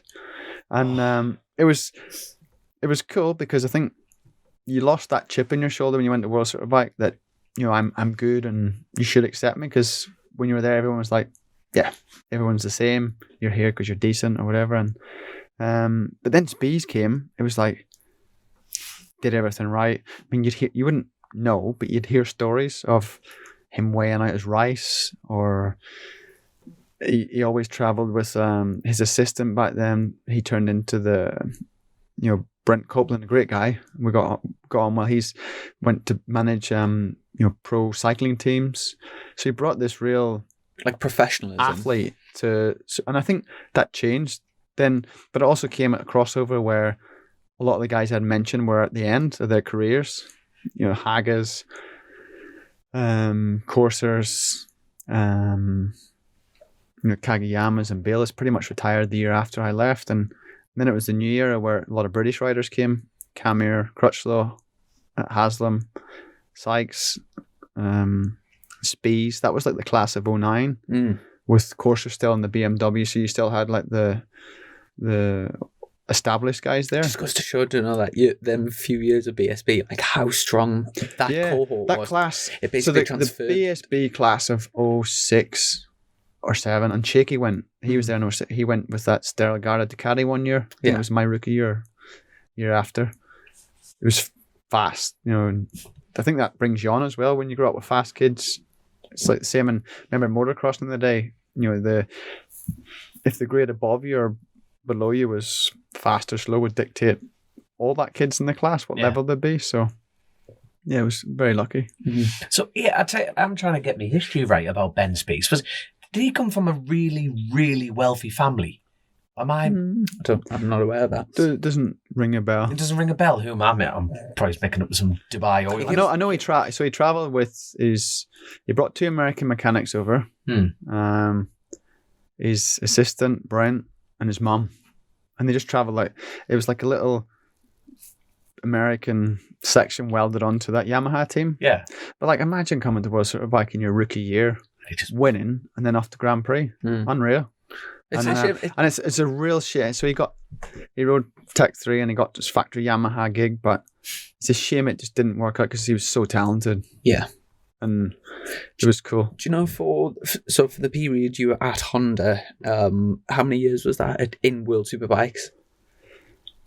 9, 10, 11, 12, 13, 14, 6 years. 6 That's years. seriously dedicated, that mind. There was at least say 4 years into that relationship. I think it was quite well established that you were definitely getting the best out of the bike at the time, and presumably the other manufacturers knew that and were maybe putting offers. Was it always in the back of your mind that if you potentially showed loyalty to Honda and stayed there, that might open up doors in MotoGP where Honda had the sort of best bike at the time? Or was that not really a thought? That was a hope, but it wasn't something I was banking on because it was never really talked about. What made you stay at Honda for so long? Because you believe this or not, it was always the best opportunity for me. And I sat down. Remember Neil Hodgson coming around in the Isle of Man and giving me some pointers about, listen, just write everything down. Or Mark Davis was a great guy. He was Honda EU manager. Not racing, but just general manager, and really good guy that I still talk to quite a bit about decisions. He's always texting me about things. Good guy, got a good insight of racing from the outside. He said, when you're making these decisions, just write them down, pros and cons, and you've got it in black and white. And there's always an emotional pull. There'll be the factual pull, and there'll be like when you've got factual, you can see everything, and then you'll know if it's money driven, technical driven, and all the little things you would like. And I've done that with quite a few options I've had when I've had an option, for example. Some years you've never had an option, you just hope to be renewed again. Yeah. But there was a few at Honda where you had I was so close. I think the year 13, the year Chaz went and rode for Ducati, I was so close to doing that. Well, the Ducati ride. Like, I think I scarred my relationship there because it got so far down the line that it was a teary conversation with Ronald 10K. I remember it. I was parked outside McDonald's in Douglas on the phone, and I was explaining to Ronald why I was leaving, and started tears like, listen, you can do what you like, this is your decision, but we're going to try this, and we're going to try and I was like, I broke down in tears, like, all right, let's give it a go. Was it like breaking up with a girlfriend? That yeah. And I hate that. But I knew it was probably better for me to do it. You know, a change of scene sometimes is good. But I still maintain it was the best, because the year I continued, I had the best season ever. I was third in the championship behind Gintuli and Sykes, and then I went to Kawasaki. And I presume all of the experience that you had, sort of getting the best out of not the best bike, all of the, developing your riding skills, possibly paid dividends when you did get the bike. Yeah, and I had the bike wasn't, as a package, wasn't the best against what I was competing, but it was the best it could be. Yeah. And the people inside that team were incredible. They're even probably more of a technical, like engineers than my team. Sometimes when you work for a factory team, you only have so many options you can use. You can't just, it's funny listening to the Peter Hickman podcast you've just done with his mechanic, Daz, yeah. And they were explaining the difference between his team and the Cinetic team. And it's so true. Sometimes as a factory team, if you know you need to strengthen the chassis like this, but then you've got to sell it to the factory, you've got to wait for approval, probably wait for a test rider to have 6 months of testing or mileage testing, where you could go to down to the engineering shop. There's a lot of swing arm companies in the UK. For example, at 10K, we always had our swing arms made in the UK, and they could build it how you wanted it. You could probably test it, and within a week, you could have something different. We're in a factory team. Sometimes it's not that easy. So, from an engineering point of view, that team was amazing. Just the level of where we were wasn't as good as the competition. And when you first joined the Kawasaki team, obviously you were going into a team that had won they won the last two championships with Tom. No, they came close. Tom won Tom won the previous year, so he was number one when I signed the contract. But he got beat that year in 14 by Sylvan. Yeah, because that was with Baz. It was a bit controversial at the last. Yeah. Team order situation. It's a bit of a team order situation, and difficult one. Yeah. I'm not going to ask you. I'm not going to ask you the question, but I can ask my co-host here the question. What Baz did, was that right or wrong? The fact that he ignored it. To be honest, I can't. You can really butt in if you want. I can't really remember I just remember it being controversial, but I can't really remember exactly what happened. Basically, he had to finish. Like Tom Sykes had to finish behind. Oh no! Basically, it was. I can't remember the point situation. I can't remember. Basically, like it wouldn't have mattered anyway, because Tom wasn't second. I was second in Qatar on my Honda last race, and Tom was third. So if Loris had let him pass in that race, he would have still lost the championship. Right. So it worked out. But should Loris have done it? From a team player point of view, probably. if it was agreed before the race, probably, because a lot of people say this, you've no idea the money involved. Like the budgets involved to try and go and do this goal, and for just to be single-minded. But I also understand Loris's point of view. It's sport in general. I know the team, the balance of the team, that like Loris and Tom didn't get on. There was a coming together, I think, in Sepang, and a lot of the season. There was actually no water went under the bridge. It never got resolved. Right. Blood. So when you're asked to do that when there's no respect, I probably wouldn't. Like me and Tom never actually had the best relationship inside. Well, I didn't have a bad relationship. We never spoke open and honestly, and you weren't really interacted. Mm-hmm. Oh, we were friendly, but just we were colleagues. From my point of view, wouldn't go for a pint. It would be much nicer to be nicer. Mm-hmm. But I think it was a year he could have been second in the championship to secure Kawi 1-2, and I dropped a position in Qatar to give him that. Yeah, I remember that. And I'd wish, it was almost through gritted teeth, because if I needed that support from Alex, say, this year, and he was noting and he was on form, and we go to Indonesia, I'd be the first to say, listen, dude, this is how some of the sport works. Can you do it? It would come from me as a person, and you probably reward him. Do you know when you did that thing where you dropped back and let Tom through to secure 1-2 in the championship, and obviously it would have been financially much better for Tom, like the bonus for second. Did he thank you for that afterwards? I think he thanked me with his helmet on. Right, but it wasn't. It was very like. But there's no deal about it. If for example, if someone done that, there'd be like a watch in the post straight away. Not that I expected that from anybody, but I know the impact it would make. I also know the impact it made for his future contract, because it's like performance based, if you like. Yeah, it's quite a big deal. And I also felt really shit for Chaz, because he lost that. Yeah, and although me and his rivalry was probably even tenser, he probably deserved it. I mean, we're talking about second. We're not talking about first here. So, has anyone ever done that to you, like what you did to Tom? No.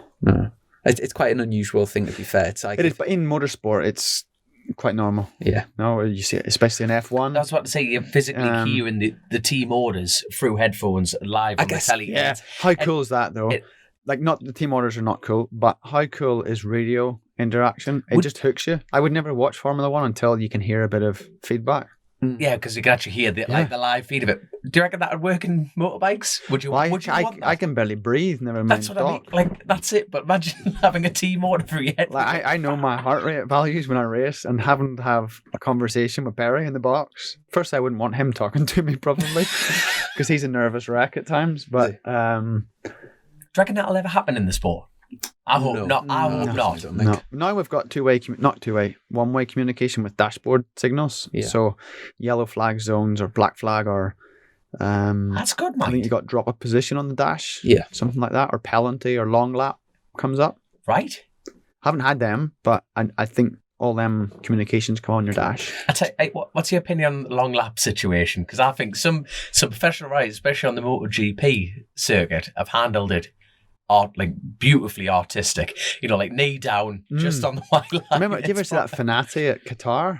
Just dragged on the dirt on the white line the whole way around. That was impressive. That was absolutely top rack in Estoril was quite impressive too. Like stopped the whole way into the box and then nailed it. Didn't lose too much time. It is good. It adds an element to it. Not a fan of that. I'm not a fan of race direction getting involved during the race at all. But if it helped, for example, this year it got involved in Estoril. It was a strange one because both Top Rack and Reading jumped to start from the front row, but only Top Rack got long lap penalties. I think he got 2. So that's much better than a ride through. Like the old rule, if you move, it's a ride through penalty. It just destroys your race. So yes, at least with a long lap penalty, it's some sort of, the penalty fits the crime, if you like. Yeah, because you're going to gain more so 1 or 2 positions by getting a jump start, a good start. Yes. I mean, if you launch it as soon as the lights go on from the back row, you probably need a ride through. Yeah. But edging away and gaining that advantage. Previously, you'd be, your pit lane race is over. So I agree with that. Yes. It's a salvage job, but Redding didn't get one that time. That was sorted out after the race and stuff. So he could have interfered in somebody else's race, and then it was different. You looked at the same situation in two different ways. So, but I think Race Direction and Superbike get it right more than wrong. But in the other classes, sometimes you think, who's actually calling these races? Yeah, definitely. Do you know when you first joined the KRT team? Obviously, you were going into a team that had already won the championship with Tom. Tom was previous world champion with them. Very sort of close knit. In terms of the dynamics, you mentioned earlier, like they were much more sort of professional and sort of stricter than the teams that you'd been with in the past. Did it take you a while to sort of get comfortable? You sort of build your little, because there's a lot of sort of trust involved, isn't it? Did it take you a while to sort of get your feet on the ground? And a little bit. I felt the first year was tough. I mean, I told the team manager that at the end of the year, and I really liked him, but I felt that I was validated going there, but I always felt the need to. I was like a dog looking for its owner to like me, and pat me in the head and feed me, and I was never. Tom seemed. But I was very self-sufficient. I came with, should give Kev a big shout out. My assistant was with me since I went to World Championship, drives my bus and looks after everything on a race weekend from, leather needs to anything I need. He's absolute legend, good guy. But when I'd said I was bringing an assistant to the team, they were like, we don't need an assistant. I was like, well, okay. He's really an asset, he'll fit in. Okay, he can come, but can't be in the garage and whatnot. And it's like, all right, well, that's sort of half his job gone. And then it sort of just worked. And within like 5 or 6 races, I think the team realised how much they babysat Tom and just looked after everything. And I think he was encouraged then to get an assistant, and they helped support that as well. So big kudos to them. But I always felt that from a team point of view, I never got much attention. Tom was always getting looked after, but maybe that's because he needed that. The team saying that I didn't, it always annoyed me, but I understand from the outside now that my first race for Kawasaki, I won. And cool thing was me and Leon both left Honda. He went to that private Aprilia team. Oh, I did. What was it called? Red Devils. And I went to Kawasaki and we were both 1-2 in Phillip Island. So I'd won my first race from a new team. I thought, this is amazing, and I was looking down on the podium, and Tarsh and her family were there. I was looking for the team manager, and he wasn't there. I was like gutted, that was the worst. I could have given the race win back just to get his approval, if you like, and but he was in the box with Tom because he had a tough race. But that's actually from the outset a good way of team management, because he seen that I didn't need. He probably thought I didn't need. I'd won, I'd done my job. His job could be more effective if he was bringing the second rider up. So there was never I never felt there was ever a rider 1 and 2 in that team. But I did feel it took me quite a bit to feel respected until that conversation happened, to be fair. And I think he realised that I was a human at the end of the day, and I did need a wee bit of kudos, and that helped. I guess it was a kind of tough time for Tom as well. I know he had personal issues over that sort of period, which you alluded to yourself when you've had personal issues with your parents and stuff, and it can really affect your racing. Yeah. And also the fact after winning the championship and having feeling like you're the main man in the team, to have somebody join the team and start beating you, it's the dynamics, even if you were the nicest person in the world, it would be really difficult to swallow that. It would be similarly to say if you were having issues and then someone joined Kawasaki next year and started being, there's always that sort of hierarchy and that. It's such a difficult sport. Yeah, no, I can really imagine, but I can also it's respect as well, and you got to know in this. I've won 6 world titles, but I've been beat more than I've won. I started racing when I was 6 years old. You have to learn to lose, and sometimes, when I first joined, if it was respectful, it would have been easy, and I've never felt I felt that relationship was, especially from a technical point of view, I had my way of riding the bike and he had his way of riding the bike, and it was never validated that my way was my way. It was, no, his way's wrong. Should be this way. Well, it doesn't sometimes work for me. And he's got such a unique riding style. It was always hard to compare data and stuff like that. But yeah, it would have been tough, and I felt it a little bit when Toprak was at Kawasaki. He beat me a few times, but I was like pumped for him because that guy rode out of my skin them days and he beat me. So I was like, oh, fair play. How hard he is. And also, I really had a soft spot for him because he came through like the Kawasaki junior team at Puchetti in Superstock, and I was always around as a Kawasaki guy and helping him, even in Superbike. So it was cool to have them podiums with him. Even when he beat me, it was just cool. But I never really felt, sometimes, in Parc Fermé, when I would win, I never felt like there was that respect there. It was a reason I won and the others lost. It wasn't like, hey, he done a good job today. But I'll tell you what, good thing, like, now that you've brought up the Toprak, let's talk about like the years beforehand. I'm going to say, from my honest opinion, you could always just tell what the results were of World Superbikes. Jonathan Rea. What you were doing. Yeah, but I have to disagree. Oh, here we go. Fantastic. Yeah, I have to disagree. Good man. Because, man, honestly, I would get my ass handed to me on weekends by Tom. Yeah, by Chaz. But I put a season together, and I had some horrible weekends. Yeah. But it just so happens at the end of the year, the points margin would be pretty big. But flat out, I got beat so badly. And sometimes I remember thinking, how am I going to beat Chaz or Alvaro Bautista or Tom in like the first years? And but it just I won the championship. So it was, I don't feel it was predictable as people say. Like if you're from an outside and you read your paper at the end, you think, oh, he's gone on the championship. You need a showdown format to make it interesting. But it's not like that. I just felt that I got the best out of my package every weekend, and they didn't do that for whatever reason. Where this year it's been, not much has changed, but the others aren't. They're putting it together now. You know what I mean? Like Toprak's putting it together. Reading put it together more or less. And I didn't put it together so well compared to the past, but we're still there. You know what I mean? So don't not get me wrong. What you have done has been outstanding. But it's like, when you get to you became the top dog very rapidly. The first, the second, the third. But then when you get into the fourth, fifth, you developed a very brilliant habit of being a championship winner, and what you've done is absolutely outstanding.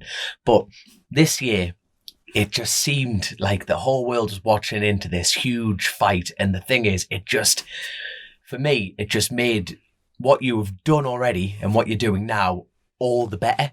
And I just think this season for me has just been, everyone's been talking about it a lot more in depth, a lot more focused. And me personally, as a motorbike racing fan, it's been outstanding. Yeah, no, absolutely outstanding. Yeah, and I feel it as well, because from a motorbike fan and a real racer, I love the racing. Yeah. I love being close, fights, battles, the nervous tension, what's it going to be? What's going to be the result? I thrive on that. It's what I do it for, and this year was like that. Every race, that if you put it together and you were good, you could win. We had some tough weekends this year, but we had some weekends where most weekends were good. I knew that I put it together, I was going to win.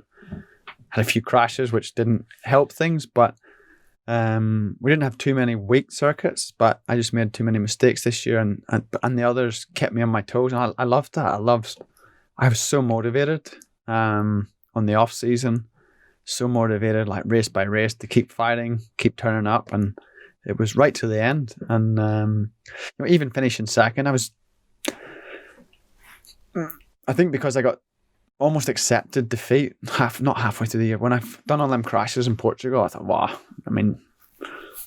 it's done. Not that was why. There was also races before. You can never pinpoint one reason. It's a cumulative, Yeah. You lost it over the year, not one weekend. But when I won both races in Indonesia, lost the championship, I was still pretty happy with my effort, because I couldn't have done much more from an effort point of view. Certainly would have changed a lot of decisions, both I made, the team made maybe during the year, to be better, but that's what learning's about, and I think it takes that sort of rivalry from Top Rack. When you've been, I've said it a few times in different interviews, but when we've been the reference for, I think Bautista came different reference because it's like so bloody fast. That beginning of that season, it was just like, here we go. Like I could work out how to pass him in the brakes, or from a long way back, or outsmart him or whatever, but couldn't work out how to pass him when he gains like 0.6 on a straight because he's like 50 kilos on a weapon. Where Scott on that bike was a lot heavier. It was okay. I still feel like they had a bit of a advantage on the straights. Top Rack more or less plus or minus from a technical point of view is similar. They just done a little bit better job. But it was like learning. This year we weren't the benchmark anymore. And it gives you something to aim for. Like, why is he so good? How can he actually have that rear wheel in the air so long going into the corner? And when the rear wheel lands, it's not upsetting the front or pushing the front. He's actually able to get the apex in what looks like spectacular, but under control. Mm-hmm. Where, trying to replicate that is, we just put our front in too much crisis from pushing that landing area of our bikes, not nice. So it's just areas to focus on. It gives us a new target, really. I was going to say, is it quite nice in some ways to go back, because for so long you're kind of trying to improve on your benchmarks, but is it sort of nice to have that sort of looking at, and like trying to learn things like that other people are doing? Yeah, definitely. But I think after got Fabian Fori, ex-Supersport World Champion, great mate of mine. I mean, we spent a summer together in Australia. And I think it was after 15 or after 16, I got Fabian on board to come and help me trackside, just to improve. And because it's like, I won that championship in 15. I thought, fuck, now I'm at the top of the tree. Like, the only way is down. So I'm going to do whatever it takes now to stay there. And whether that was rents every penny I had, getting external support to make my life easier, or trackside assistance, or more comfortable, I know my time at the top is going to run out at some point. And Fabian really helped to make my center of gravity in the bike. It was always very high. I was very upright in the bike, quite old school. I would say if I was going to be negative, I would say lazy. But I prefer to use economical on the bike. But yeah, Fab helped me, to lower the center of gravity, be a wee bit more loose on the bike.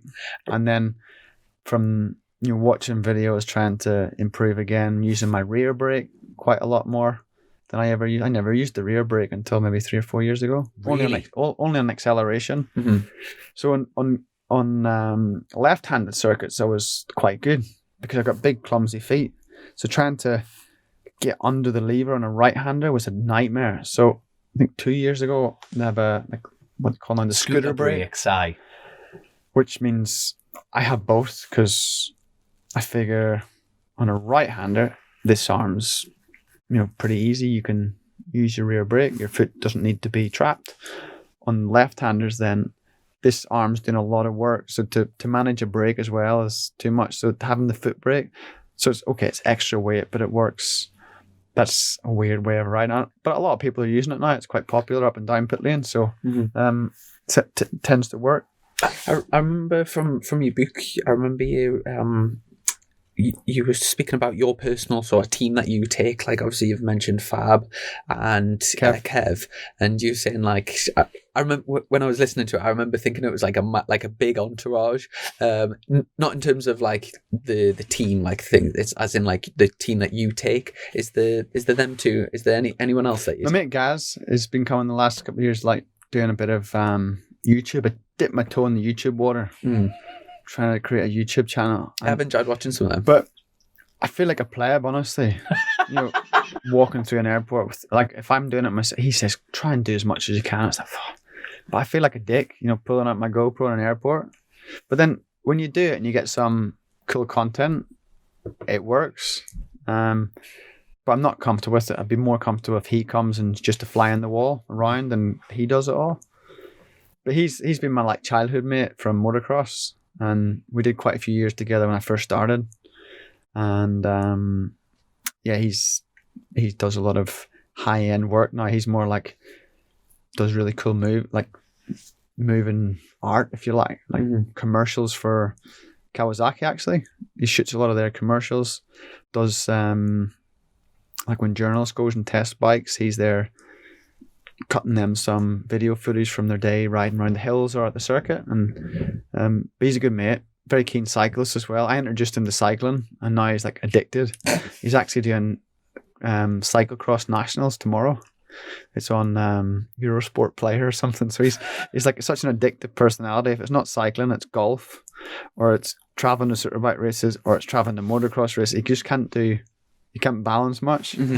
But yeah, he's a good influence. So like together, because it's a lonely place. You know, if I was doing it myself, maybe I'd have ran my batteries out, you know, and decided that's enough's enough. But it's still fun because I've made it fun because of good people around, not just team. Because when they disappear on, you know, Saturday or Sunday afternoon, I still have like people around, and we try and enjoy it as well. You know, go for nice food if we're in nice places, visit places, and make it cool.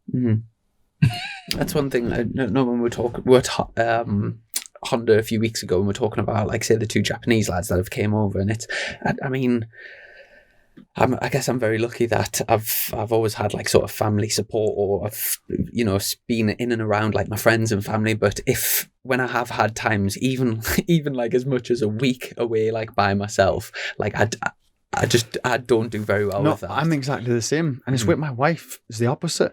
You know, she would quite happily go to, you know, a solo holiday to Bali with a book and some meditation and yoga and quiet time, you know, and no screen time, where I'm opposite. Like, I can watch a movie, but I need somebody there just in case I want to ask them a question, or I can be in silence, like dead awkward. Like the motorhome, there's not much chat at night times, but I'm just happy people are there. I want them to stay around, not bugger off to the hotel, just so that there's some company. Aye.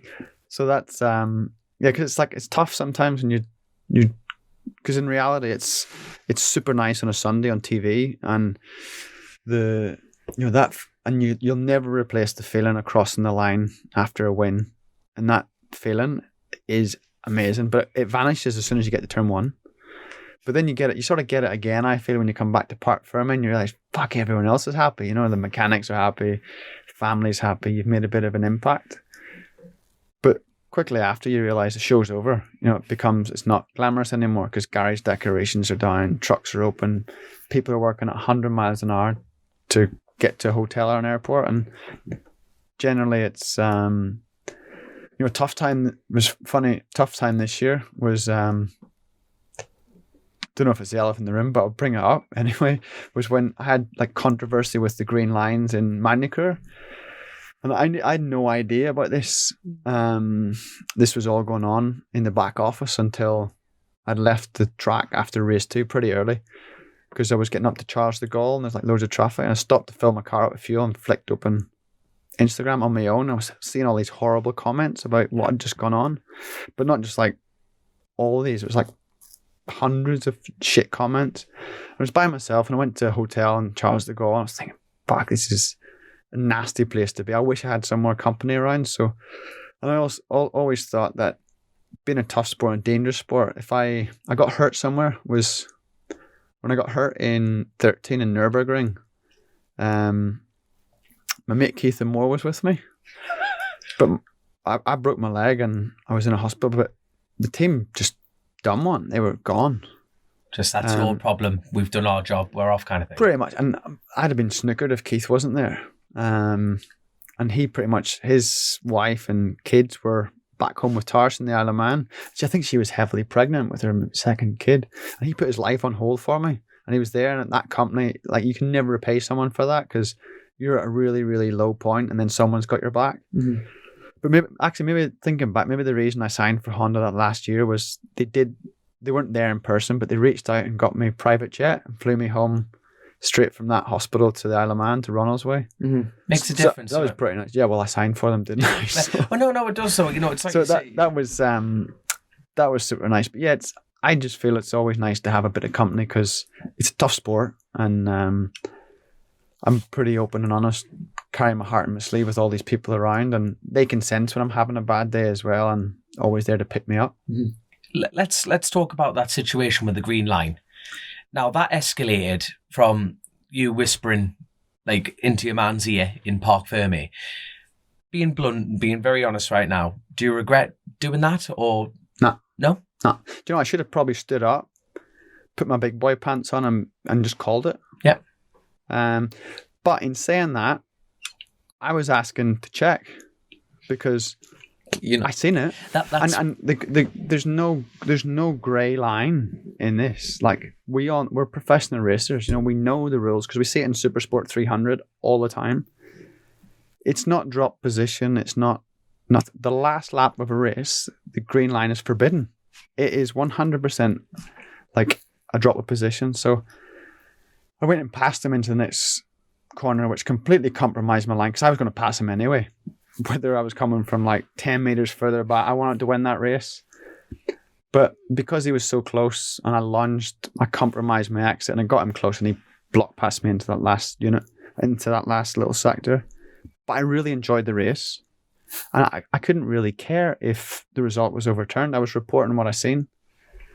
But yeah, I figured like race direction should have probably had my back a little bit on it and dealt with it before we got to Park Ferme. So I got back to Park Ferme and thought, yeah, that was awesome. But hey, dude, check this because he's on the green, but it's whatever. But bear in mind, we've got a race like 2 hours later, so it was completely parked, and I was focused on the last race of the day, whatever it was. And yeah, it wasn't until my team manager came and told me that they'd seen it from an onboard, and they were already in race direction trying to fight this. So yeah, it was a shame. It's a shame because Top Rack's a good dude. I like him. We get on well. Also, his crew chief Phil Marin lives right here. He's like 15 miles down the road. I love Northern Ireland. Everyone's close. It's class, isn't it? So I've got a real soft spot for them, even though they're big rivals. But like we talked about back when the drop of position came about, there's a lot on the line here. We're gonna. So you think so I feel like I'm a good guy, but I'm competitive, and I'm ruthless. And if I've got to fight for something, I'll fight for it. And I figured when I sat back and Game had told me he'd been to race direction already, I thought, it's the right thing, because if I lose this championship by 3 points, whatever it was, I kick myself because he was on the green. They would have ruled against me if he wasn't. He was enough on there to get a better exit, and you can prove whatever you like, but rules are rules, you see. And using them tactics, do I agree with the green line rule? No, probably not. It's a terrible rule. It should be grass. Nobody would use it. But it's there to be used, and we used it for our advantage. And I got beaten the championship anyway, and they done a better job. The better man won. I congratulate them, and it's funny because talk about social media being a minefield. I had to take myself off it because I hated seeing all these horrible comments. So I didn't delete the apps, but I deleted them off my phone. Yeah. So I didn't delete the accounts, but I deleted it off my phone for like 2-3 weeks. And I felt I was like way more present at home. Actually, it was a wee bit of rehab away from my social media addiction, to be fair, because I would just scroll for the sake of scrolling. But the funny thing is wholeheartedly, I was happy for Top Rack at the end to be champion. It was a perfect story for me as well. I won the race and I got back to Park Ferme, and first person I congratulated when he came in was him. There's a cool picture. I think I put it on my Instagram afterwards of I gave him a hug. Holy hell, the comments of me being a gentleman, a sportsman, amazing guy, all this, like, what a great rivalry. It's like, yeah, but 3 months ago you were throwing me under the bus. You know what I mean? You threw me to the lions. These same people thinking. So it was a bit like you try and forget about that background noise, and I've tried to stop reading comments and stuff. Grow on a set. If you've got an opinion, I try not to be so opinionated about things. If I'm asked a question, I'll try and give an open and honest answer. But I find in in life in general, if you're very opinionated, you're going to annoy somebody, you know, but you got to realize you can't please everyone. But if you can stand up for what you believe in and stand by it, then you'll do no wrong, if you like. So that whole episode was not nice, but I learned a bit about myself as well. See, for me, it wasn't like you just got in front of the microphone and spat your dummy out. Far from it. Didn't want to do that. No, you didn't. No, you didn't. And that's my point here. But then there's a lot would say I should have done that. Nah, but because I've done it in a devious way, which I was like happy with the race, but it's like, look into this. It wasn't like, oh, this needs to happen and that needs to happen and this is a disaster. You pulled in, you had a word with your man, and I'm not being funny, every racer would have said the same thing. Not say you just said he was on the green, check that. It's simple. I would have done the same. If you were in that situation, you would have come in and gone, you know what, he was on the green. Yeah, and you leave that up to the race control. I totally agree with you, and you hit the nail on the head. And Chrissy's been saying this from day dot, you know, since the track limitations. It should be with like grass or AstroTurf or something that actually slows the bike down. Because there's a lot in World Championship, and it is to be safer. And cars don't like gravel because they're always in the green, and gravel goes everywhere. No one likes cars anyway, so it's actually. But I got like a lot of flack over it, but I remember a lot of, especially it made me question other people and their mentalities, like competitive people that jumped in the bandwagon. Well, I wouldn't do that. Well, I thought, you wouldn't do that? And you call yourself like you're there, a world championship team manager or a next world champion, and you wouldn't have done that? Really? Welcome to motorcycle racing. Like, this is not the County Antrim Barley Stubble Championship, you know, where you elbow your mates through the roof and he goes on to the next corner. Yeah. It's a world championship, you know, so it's like we play by the rules. It's a shit rule, but it's a rule not. I didn't break the rules. You know? We were talking earlier about this. Do you know the sort of autistic side of, or like autistic spectrum of motorbike races? And I think even going back to, I don't know if this is just a motorbike thing or just, but do you know, like say at school, like say with the thing I used to like about maths is it was either right or wrong, and there's like a definite thing, and like any sort of subject, any subjects that were like a grey area. We spoke about this the green thing, and there is no argument like it, and whether it's a millimeter or 3 millimeters, it's give an inch, give a mile. It's a game of tolerances. But like we said, if it was just something less grippy than tarmac, then job sorted. Yeah. But I tell you what, let's switch conversations to of the 6 World Championships that you've won.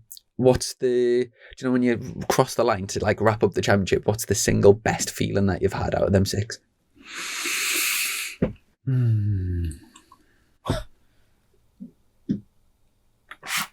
Don't know. There's a fair few. I mean, Magnicur 17. What number was that out of the 3? Right, and was that because the first one was my best World Championship because it's my first, and it sort of gives you a lot of pressure off. Mm-hmm. And it was incredible. Nice journey, nice story, new team. The second was a really tough one, tough battle. I mean, Chaz like completely smoked me at the end of the year, and so I just got that championship, maybe 50 points or something like that. Was but enough, but he was coming. But the third one, but I'd never won the race that I won the championship. And remember Magnicur, I was going into Magnicur, and I knew I was going to win in Magnicur, so they had organised like a big homecoming week at home, and we got a jet straight from Magnicur on Sunday night to Belfast, and I was still living in the Isle of Man then, but we stayed the week doing media runs. It was like incredible experience, but I won on the Saturday, won the championship, so you feel it's incredible. I talked about Neil Hodgson with this, and he said it was sucked winning a championship but not winning the race, and I won a wet race by like miles.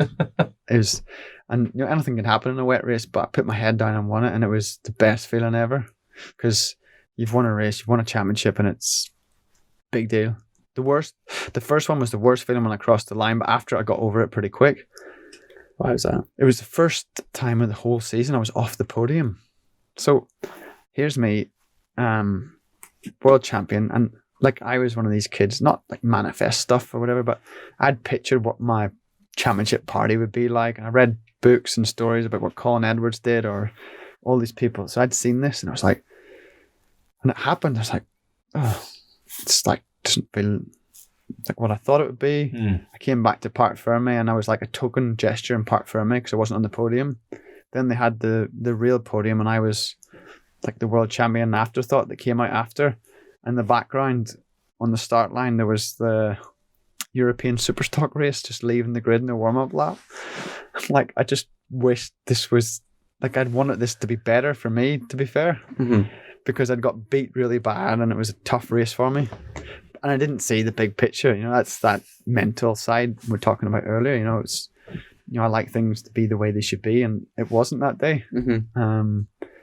So I was actually quite a grumpy world champion for a minute or two, but I just couldn't see the big picture. And then I did, and it was when I got back home and realised it was a big deal. I think the biggest, what sunk in then when you get invited to that FIM Awards full of, like the Supercross champion from the US comes, like MotoGP world champions, Enduro, Speedway, in like motocross, everything. It was, and so you're in a room full of like really talented world champions that I look up to, you know, and then I'm like, whoa, this is actually quite a big deal, and it sunk in then. Amazing. And do you know, out of all, I mean, looking through all your records, like pretty much broken everything. Is there any superbike records that you're aiming to break, or have you pretty much broken everything? No, not really. I think the only thing probably left would have, I've thought about like Superpole, because Tom's Mr. Superpole. But he's like so far out of reach. You know, he was pretty special. Yeah, I don't know like stats, but it was never in the stats. But I think that would have been cool, because that has been something qualifying this year especially has been like a massive strength of yours. Yeah, but you know, it was like so weak for Top Rack like in previous years, and he's got that together now. He's been on pole, he's been strong. There's been a couple of times I've been watching this year, and obviously the way it works with the tyre choices and like the Q1, Q2 and all that type of stuff, it basically comes down to like that last 5 minutes where everyone, and I remember, I think it might have been Makini or something like that, and I was watching and everyone's sort of pitted and you were like 7th at the time, and then the clock was running down and it got to like 3 minutes and you kept going to your garage and you just kind of like sat there, and I was just thinking like, come on, like what's the problem type of thing. And then you literally went out with, you must have just came across the line with like seconds perfect to go. Timing. Put a perfect lap, smashed the lap record, pole position, and I'm just thinking like, how on earth? No, I think surely you put yourself under so much pressure leaving it that late, but like you clearly like have it absolutely nailed. Yeah, so my memory is not great, but I think we did have a problem with something then, like shifting so I was in and out. I never really got a clean lap. I was in and out of the pits most of that session, maybe. Rings a bell, because normally I'm conservative. I want to be, because there's that rule now that when a yellow flag's out, the lap is cancelled straight away, and that caught me out in Argentina. Never got a good lap in Argentina. I was qualified in the second row, maybe. Then it was this year. But so I always try, and my strategy now is let the busyness go. Normally I was always trying to go out first, but now there's always a few guys really looking for toes, and some of them can actually spoil your lap, and I like clear track, so I let a bit of the mess go and then clear track, come in and go straight back out again, because generally the others will wait to the last 6 minutes, but I don't want to get caught on their out lap either, so my team time it that I'll do an early lap, but then you set the benchmark, so when the guy crosses the line to open his line, he's got your lap time on his pit board and stuff. But I figure if I can go as fast as I can and I can be happy with a lap, wouldn't matter if someone told me somebody's 2/10 fast. I've done the best you can, so the benchmark doesn't really matter. You did have loads of poles this year though, didn't you? I think so. Yeah. I think at the latter part of the year, not really, no. Mm-hmm. But across the season, probably definitely the highest in championship. Because I got the Superpole. The Superpole award used to be like a load of money, but they've stopped paying it. Really? Yeah, I used to get decent prize money as well. It used to be like 3 or like 4,2,1,000 euros, like 4,000 for a race win, 2,000 per second, 1 for third, and from the organisers, and Just That's got all rid of gone. it. Now you get an award for the most passes. So it encourages like full Mario Kart. That's a mint idea. And then That's a mint and idea. that's the Hyundai award. You get a car for that. You get Across the season? yeah. All right. Who got that this year? Who's got a Hyundai on the drive right now? And you get, I think, best independent rider gets 1,500 quid. Right. We used to do. I used to get money for best lap, podium, and then at the end of the year, the Super Pole award was like decent money from Pirelli, but they stopped all that. Do you know across the whole Skimping and saving. across the whole international scene, which country has the biggest, like which track do you get the biggest live crowd?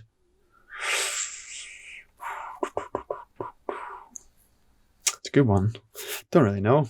I think Buriram, Thailand. First year we went there was mental. It was absolutely mental. I remember a super sport Thai rider being on the track, and there's only a grandstand on the home straight and a little bit on the next straight, but it was jam packed.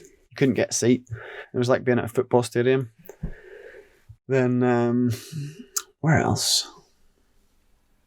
I mean, Portugal's. You could put 100,000 in Portugal, and it still look like there's 10 people there because Really? it's built for F1. You know, The there's- grandstands like literally everywhere. it's nuts. Imola, you always felt like, because the paddock's so busy and condensed, you always felt like there's a big crowd at Imola, but we don't go there anymore. Is there any track that you wish was on the world calendar? Mugello. Everyone says, I've never rode it, but everyone says Mugello is amazing. I wish Imola was back on it because of the atmosphere. Yeah.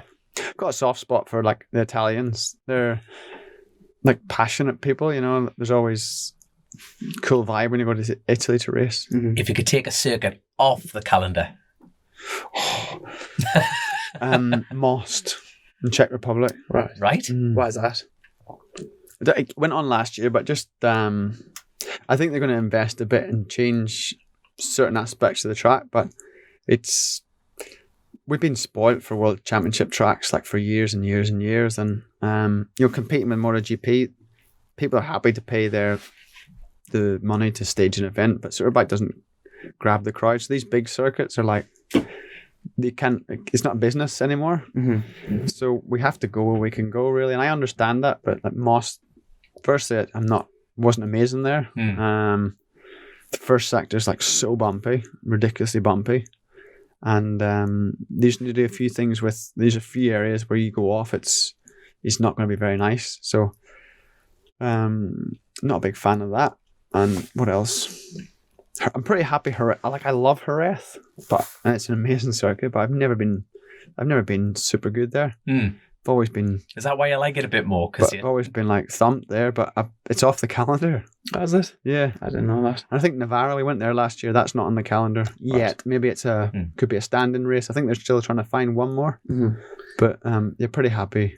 Jerez and Navarra aren't on there. Do you know? I think we touched maybe briefly upon it about the MotoGP opportunity that you had years ago on the Repsol bike, and two races was something like 6th and 7th. Yeah, No, 7th and 8th, 8th and 7th. Which is hellish. For your first time on it. Did that live up to? So obviously, you would have had some sort of expectation of what the bike was going to be like and the competition and all that sort of stuff. Did the whole experience live up to what you thought it was going to be? Yeah, and more. To be honest, yeah, I loved it. I enjoyed more. I think I'm the only probably MotoGP rider that put weight on during a race weekend in history because hospitality was fantastic. It was like 5-star. Me and Chrissy are waiting for the technical It was like advantage. Yeah. Michelin star level food, and I was like just filled my boots. But and the people, like the staff and the team, were all really nice. I learned quite a bit. It was back when the BBC covered GP, so like it felt like quite a British paddock as well. Where Superbikes, apart from some British teams and riders, it's pretty much Spanish. So that was cool. And I just fanboyed the bike. Like I remember literally I did a test as well in Brno, but I remember staring down the back of the bike before you would go out and thinking, I always thought, if I crashed my 10K bike and I always feel guilty when I crash. But if it was stupidity and I felt like offering to pay for some bits, you could probably sell a car or a house and help the team out. Where this thing's worth more than I was. You know, like honestly, it was unreal looking at it. So I was intimidated by the bike a little bit. I was intimidated by the tires because in between sessions you'd get changed and they would just play like a crash compilation. It was like watching like Bike Havoc in between the sessions, all these off throttle high sides. I was watching this getting changed, thinking, "Oh, I've got to go and ride this thing," you know. What a fun play. So, but yeah, it was good. It was good. It didn't. The biggest thing wasn't the power, wasn't the people talk about the carbon brakes. It was just the tires. They're so different. Like to make the bridge, it was Bridgestone back then. To make the Bridgestone work, you had to really squeeze it and deform it going into the corner. So like your crew chief's telling you, we need so many bar of pressure more and 2 degrees more angle. Well, the Pirelli head would tell you, well, you'll crash. You know, you're going to crash. Where that's the way you need it to ride. So I think with more time, I would have just got it a bit more. And I was told just sort of look after the bike. Don't be in the rev limiter too much. We've got these engines. Really? Please don't crash it. Yeah, that's not good. Just going in a race. You enjoy this experience. Where I wanted to go and be like, this put you in the shop window, son. You do what you need to do. Yeah. And considering... But I probably should have done that. You know, when Jake Dixon got his chance and Alex Lowe's as well at Tech 3, I remember speaking to them a little bit and said, listen, grab the bull by the horns here. This, if you do good, it'll be... changing. It could be changing, you know, because all it takes is the right guy to believe in you then and you've got a deal. Where, you know, by then all the Honda seats were like sewing up. I think I raced with Bautista the whole way around Aragon when I was 7th. But the previous weekend, he'd finished 3rd in Misano. And the sponsors of that Going Fun that sponsored the Grassini team were there and they got super excited. And they're like, yeah, we have to sign this guy for next year. And that seat was then gone. And the Stefan Bradl seat at LCR was always came with a lot of like German Honda influence. So yeah, I was sort of like out of the loop anyways. Do you, looking back, do you slightly regret not being as conservative? Yeah, being as conservative. Maybe. But you could say that, but then if on the flip side also, you could have went. I don't know how much better I could have done because I was still like trying to work out the tires. So you couldn't bite the screen too much more. And the thing I got it with GP bikes was they all ride. They're all very good riders and they don't make mistakes. So if you make one little mistake, it's not like we can get back on because the Pirellis you ride in a different way. You know, you can make the differences subtly where this tire is built to ride in a certain way and everyone rides that way. If you make a mistake, you're off the group and they're all very good so you don't catch them. So like I made a few mistakes at times and you think your Superbike head was like, oh, don't worry, you'll catch them. But then the next lap you come round, the gap's the same. The next lap you come round, the gap's the same, you know, and you don't really make headway. So, do you think Top Rack's going to go MotoGP? I hope so. Not for me, by the way. Not for me, for him and for Superbike, because he's talented. And I mean, I've really disproved that there's a stepping stone there. You know, I've had people say I've had opportunities in the past and I've turned them down. I have never had a contract. There's always been talk. I've always tried, or my manager spoke, or whatever. But I mean, the closest I got going was I had some talks with Aprilia, but it was never like, here, this is what the deal is, and do you want it? Sign it. So I really hope for him. I spoke to him actually before the Magny-Cours weekend. We finished the track walk together, and we're talking about that. And then Barcelona weekend, straight after Magny-Cours, after all the drama, we were talking about him and MotoGP because that's when there's a lot of rumors. I said, like, you should go because he's talented enough. You know, there's a lot of guys in Superbike that are really talented, and given the right opportunities, there's a lot of guys in BSB that are super talented. Given time and energy and opportunity, they could do good. But I hope he doesn't get pigeonholed as a Superbike rider because, you know, there's especially this new craze now of young riders in GP. You know, he could fit in right with all of them when it's so unpredictable. Also for his country, because they've hero worshipped Keenan Sofwoglu for years as a world supersport champion. But for me, like, Top Rack's the real deal. He could get in there. Definitely fight at the top of MotoGP. Fingers crossed. It'd be great to see, wouldn't it? So if they got rid, Oh, before you do have your strength test here, Of course. if they got rid of the World Superbike paddock, got rid of it, what would you do? Where would you go? I would probably put my entry in for the Irish Motocross Championship.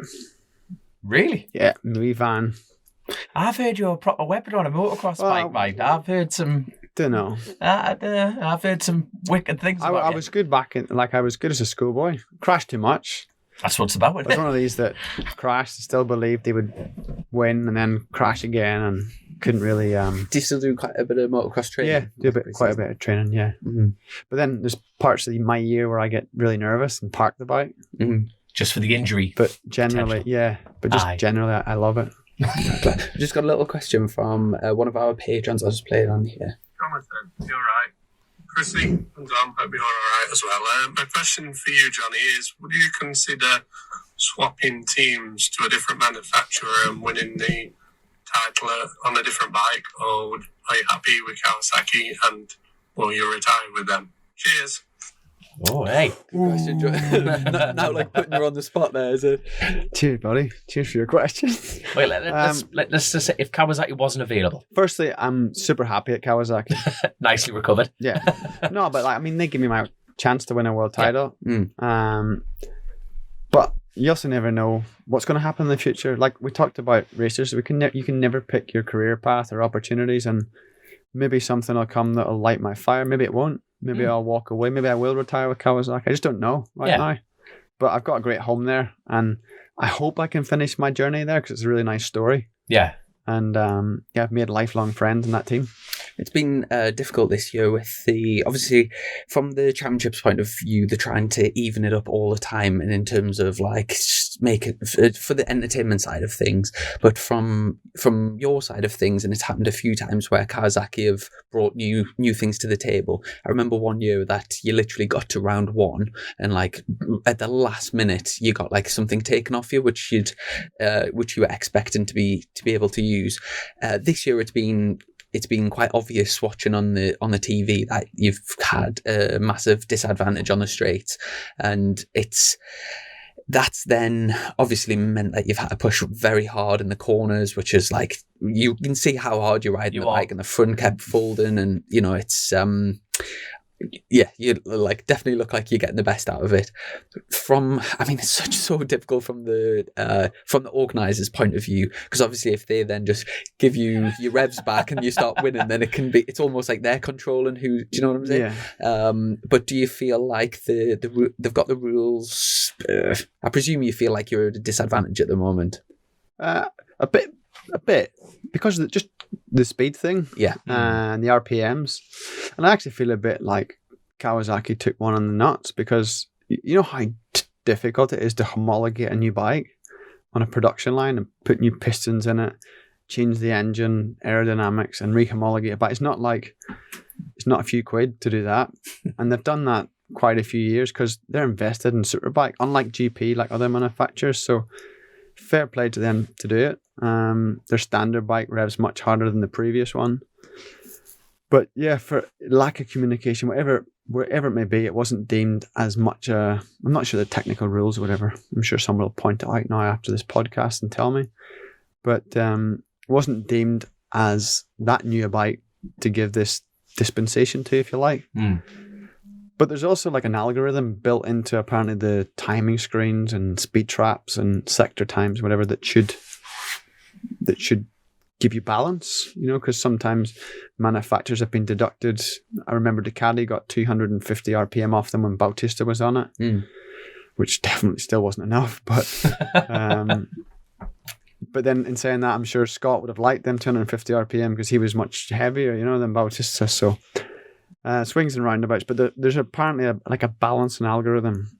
But I felt like it didn't really take a rocket scientist to watch from the naked eye, especially in tracks like Navarra this year, which had a first gear or like a first corner, sixth gear, where you're in the limiter quite a bit. So our bike was quite overgeared, and we really lost so much the extra of that first gear last corner, the whole way up that hill down the straight. But it is what it is. I'm sure if you give us 500 RPM, you could probably give Yamaha more freedom to do something with their chassis. You could probably give Ducati more freedom to do. So it's like all these manufacturers have to agree. So you can't give something without giving the rest. And I think if I try and put my neutral head on it and be a fan, it's good. Racing's been good. I can accept it, but it's pretty tough when you're using all your bullets around the corner and you get to the straight and you're empty every time, because it's always a free pass when you've got the same power or a little bit more is always nice, you know. I enjoyed that when I fought with Chaz. You know, some years the bike was a wee bit faster than a Ducati. Ducati did some things good. It managed the tire better in some tracks, and but now this year we've struggled in that area. But I feel like this is not a moan at all, because I feel like we offset that because we're stronger in some other areas. Our bike changes direction better. I feel it accelerates good. We can maintain the tire as good or better than the rivals. So we can use the soft tire and make it last. We can make the hard tire go fast, where the others, when they can't use the hard tire because they can't make it work. So I think as an overall package, we're quite good. But if I could have something, if Santa could have delivered me a few more horsepower, that would have been super nice. When do all the wheels get sorted for like this year? I think they're fixed. Like, it is what it is. I think I'm not sure how it is. I think we've got something, because we tested it with something a bit different in the engine that was good. You know, I feel like the Kawasaki, but the rules are rules, so it's not a lot of freedom. Yeah. So it was just something quite small from a chassis point of view and an electronic point of view. We've made some big steps forward. So we can't always just focus on one area. It's about making it all good and making the bike easier to ride. Sure. Exciting times ahead. Yeah, we've got a little. Well, we introduced this a few weeks ago. So basically, let's get the competitive nature back. A scales game. So basically, you just hold it out in front of you like this, and then just squeeze like that as hard as you can. 10 and a bit stone. And leaderboard. Have you put this on 0? No, it does actually need me. Just you make sure it's 0. You see, look at that. Give me a bit more if you can. Yeah, it's on 0. Right, if you do straight arms, and then here we go. Yeah, you get 2 goals. So have a practice goal. Jeez, that's good. That was over 12. That's strong. That was a straight out 12. That was nice. 13.5's the highest. Can I ask for a tip before I blow my head? Do you put your thumbs at the back of it, or do you get your palms behind you? I'm not too sure, to be honest. Just whatever you think. I've got more pressure here than a race. Right. Oh, a video or two. You're going to have to video it. So now we're going to video it. So it's really on. Do you get a prize? We've just got a Rolex. So it's, big Rolex. It's massive. Yeah. Like a Rolex chocolate or something. It could be anything you want, mate. If you top this shot. Right, we're recording. So go on. So what is it to beat? 13.5's the highest. Was this a rider? Hickman and Brad Howell both got 13.5. He's got some leverage, got big hand. Hickman must have some big old hands, eh? Big lad. He's got some power, but he'll be watching this like a hawk now. Come on, let's go. I'm coming for you, Pete. Straight arms, squeeze, man. Don't be shy. Straight arms. Come on. Do you know what? I think you got over 13 there. I think I put my shoulder on it. Yeah, Kawasaki, if you're watching this, sorry, we've just knocked your rider. Do you know what? I think you might have got 13.6. I think that's 35. You definitely got... Are you going slow-mo? 6? That's a 6. I will actually give you that, you know. That is 100. Really? That is slightly over 13.5. I think you're 13. Let me see the evidence. That is, he's topped it. Ooh. And we have this for video evidence. In your face! Hickman will be screaming to be on the pod now again. They'll be out Yeah, but you have to come back now. If someone beats it, you have to come back. I'm going to my coach in the morning, so I need shoulders. Your gym in the living room would be like, just get rid of all that gear. I just need a set of weights. Take them sofas out. I need a rig in here. So get on with it. But no, honestly, yeah. But have we got any more questions, my man? We haven't got time for all the Patreon questions because we've literally got loads. But I'll have a quick flick through and see what. It's a shame you're not in England because we're like trying to cram everything in on this Irish tour, Northern Irish tour. Yeah, so class crack, man. Well, those that I haven't sent to sleep, thanks for staying tuned. That one's a good one. Andrew Jones, who's been your toughest opponent over a championship in your career? Well, it'd been top rack this year because it was like down to the last race. Yeah. But toughest rival, I'd have to say Chaz. Mm-hmm. As a career rival so far. Yeah. Do you know there was a little bit of heat towards between Top Rack and Redden? There was a race. Do you know when Redden wanted to propose to his missus? Yeah. And Top Rack sat him up going into a corner, and it was. Hey, that took some balls, by the way. What, the proposal? Yeah. Thing? Yeah, but I felt as awkward as hell. When What, I was on when the you were on the podium when podium? that happened. I was like, what's happening? Surely not. Really? It's like some big balls getting down on one knee in front of All that, yeah. everyone. A fair few thousand people watching.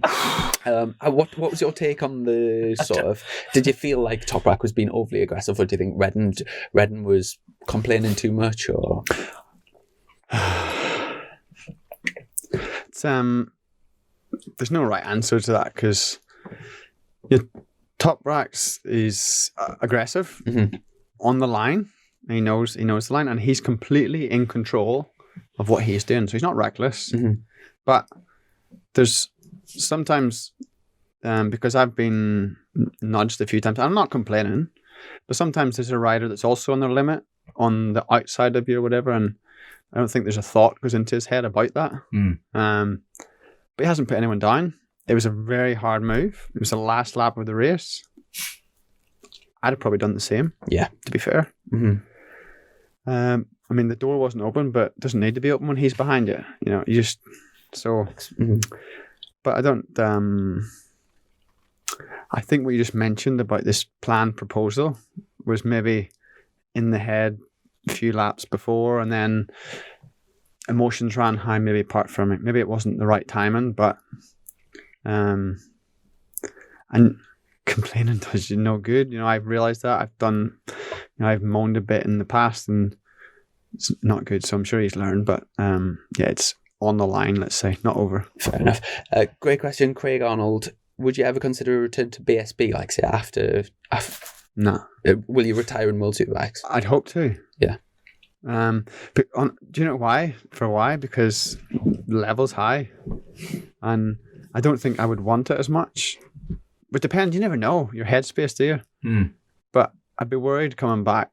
Wouldn't be my fairy tale to come back on a rainy knock hill and getting pummeled by like half the field because my heart wasn't in it. So, Well, you've got an Irish Motocross Championship to win after that, so you've got a lot on I've your got plate. my So kids as well, so I'll probably have to. I'll dedicate a lot of time. They're little football kids, so there we I'll are. be a sidelines dad. Kick it on, Ian. But just let you know, there's lots of people congratulating you on your OBE and just a lot of people just thanking you for everything. Like it had a lot of enjoyment from watching you from you. So you've got a lot of fans on our Patreon page. We'll finish with this one. So Peter Buchanan, he said, "Is there anything left on your motorcycle bucket list?" Oh. I like the idea of a 24-hour race. Yeah. Because you've done a bit of this. Done Suzuki 8-hour race and won that twice now. But I like the idea of it, but even an 8-hour race after the first hour, I'm like, well, why did I agree to do this again? You know? You're going to have to go to Spa, 24-hour. But I've always done the 8-hour with 2 riders, where 24 hours with 3, so you'd get 2 hours off. But of course, you have to ride more. But I think that'd be cool. Yeah, it would be definitely cool. Was there not a year where Haslam's teammate had a problem and he did like 6 hours by himself or something? No, Jesus. Leon never did 6. Maybe he did it not in a row, but he did. I think he did a lot one year. Like he definitely overcompensated. Maybe he did 6. I don't know. I just remember, if that's Leon's story, let him run with it. No, I just remember him coming back one time and being like absolutely like either his teammate injured themselves or couldn't ride or whatever, and he had to do like a massive. I think that was the year I DNF'd that year. Don't know how. Maybe a teammate crashed Akiyoshi maybe, or forget what happened, but we ended up all down in the dumps. But I ended up at Haslam's team's party. That Musashi something, like a white and red bike, and Leon was so dehydrated from the race, but we like got on the old like Japanese drinks. And Oh, the sake, get that down your son. Yeah, everyone was like singing and karaoke's. It was pretty epic. Yeah, Suzuka's a cool one. If you're a motorcycle fan, it's a bucket list thing to go and see. Really? Yeah, closest thing to be dropped on another planet, right enough. Like, it's quite different. But just with road signage and people, like, you go to Italy or Spain, you can get by in broken English or order yourself a sandwich. But you go to Japan and Different story. like, you want someone to help you out. It'd be a daunting experience, but wow, like, it's packed. Like, I can't imagine MotoGP races being more packed. It's it's a pretty cool event. We'll put it on the list. We'll definitely put it on the list. But there You could go and race it. I want to desperately. I would. Yeah. I want to race everything, mate. I want to race absolutely everything. But honestly, thank you so much for your time. This has been absolutely great. And I can't. And obviously, best of luck going into next year's championship. Well, this year now, and we'll be rooting for you. All the best, and thanks again for taking us out for lunch to start with, and then a nice to catch up on the podcast. Yeah, we'll have to repay the favour. He's looking at us next time it's on YouTube. There you go. Well, yeah. Oh, thank you very much, and good luck to yourselves as well this year. Thank you very much. And a huge thank you to our sponsors, Colchester Kawasaki, and to our patrons. And we'll catch up on our next tour of Northern Ireland sometime soon. So thank you very much and take care. Cheers, mate. See you in a bit. Click, buy, deliver with remote purchasing from the 2-time Motorcycle News Dealer of the Year, Colchester Kawasaki. Proud sponsors of Chasing the Racing.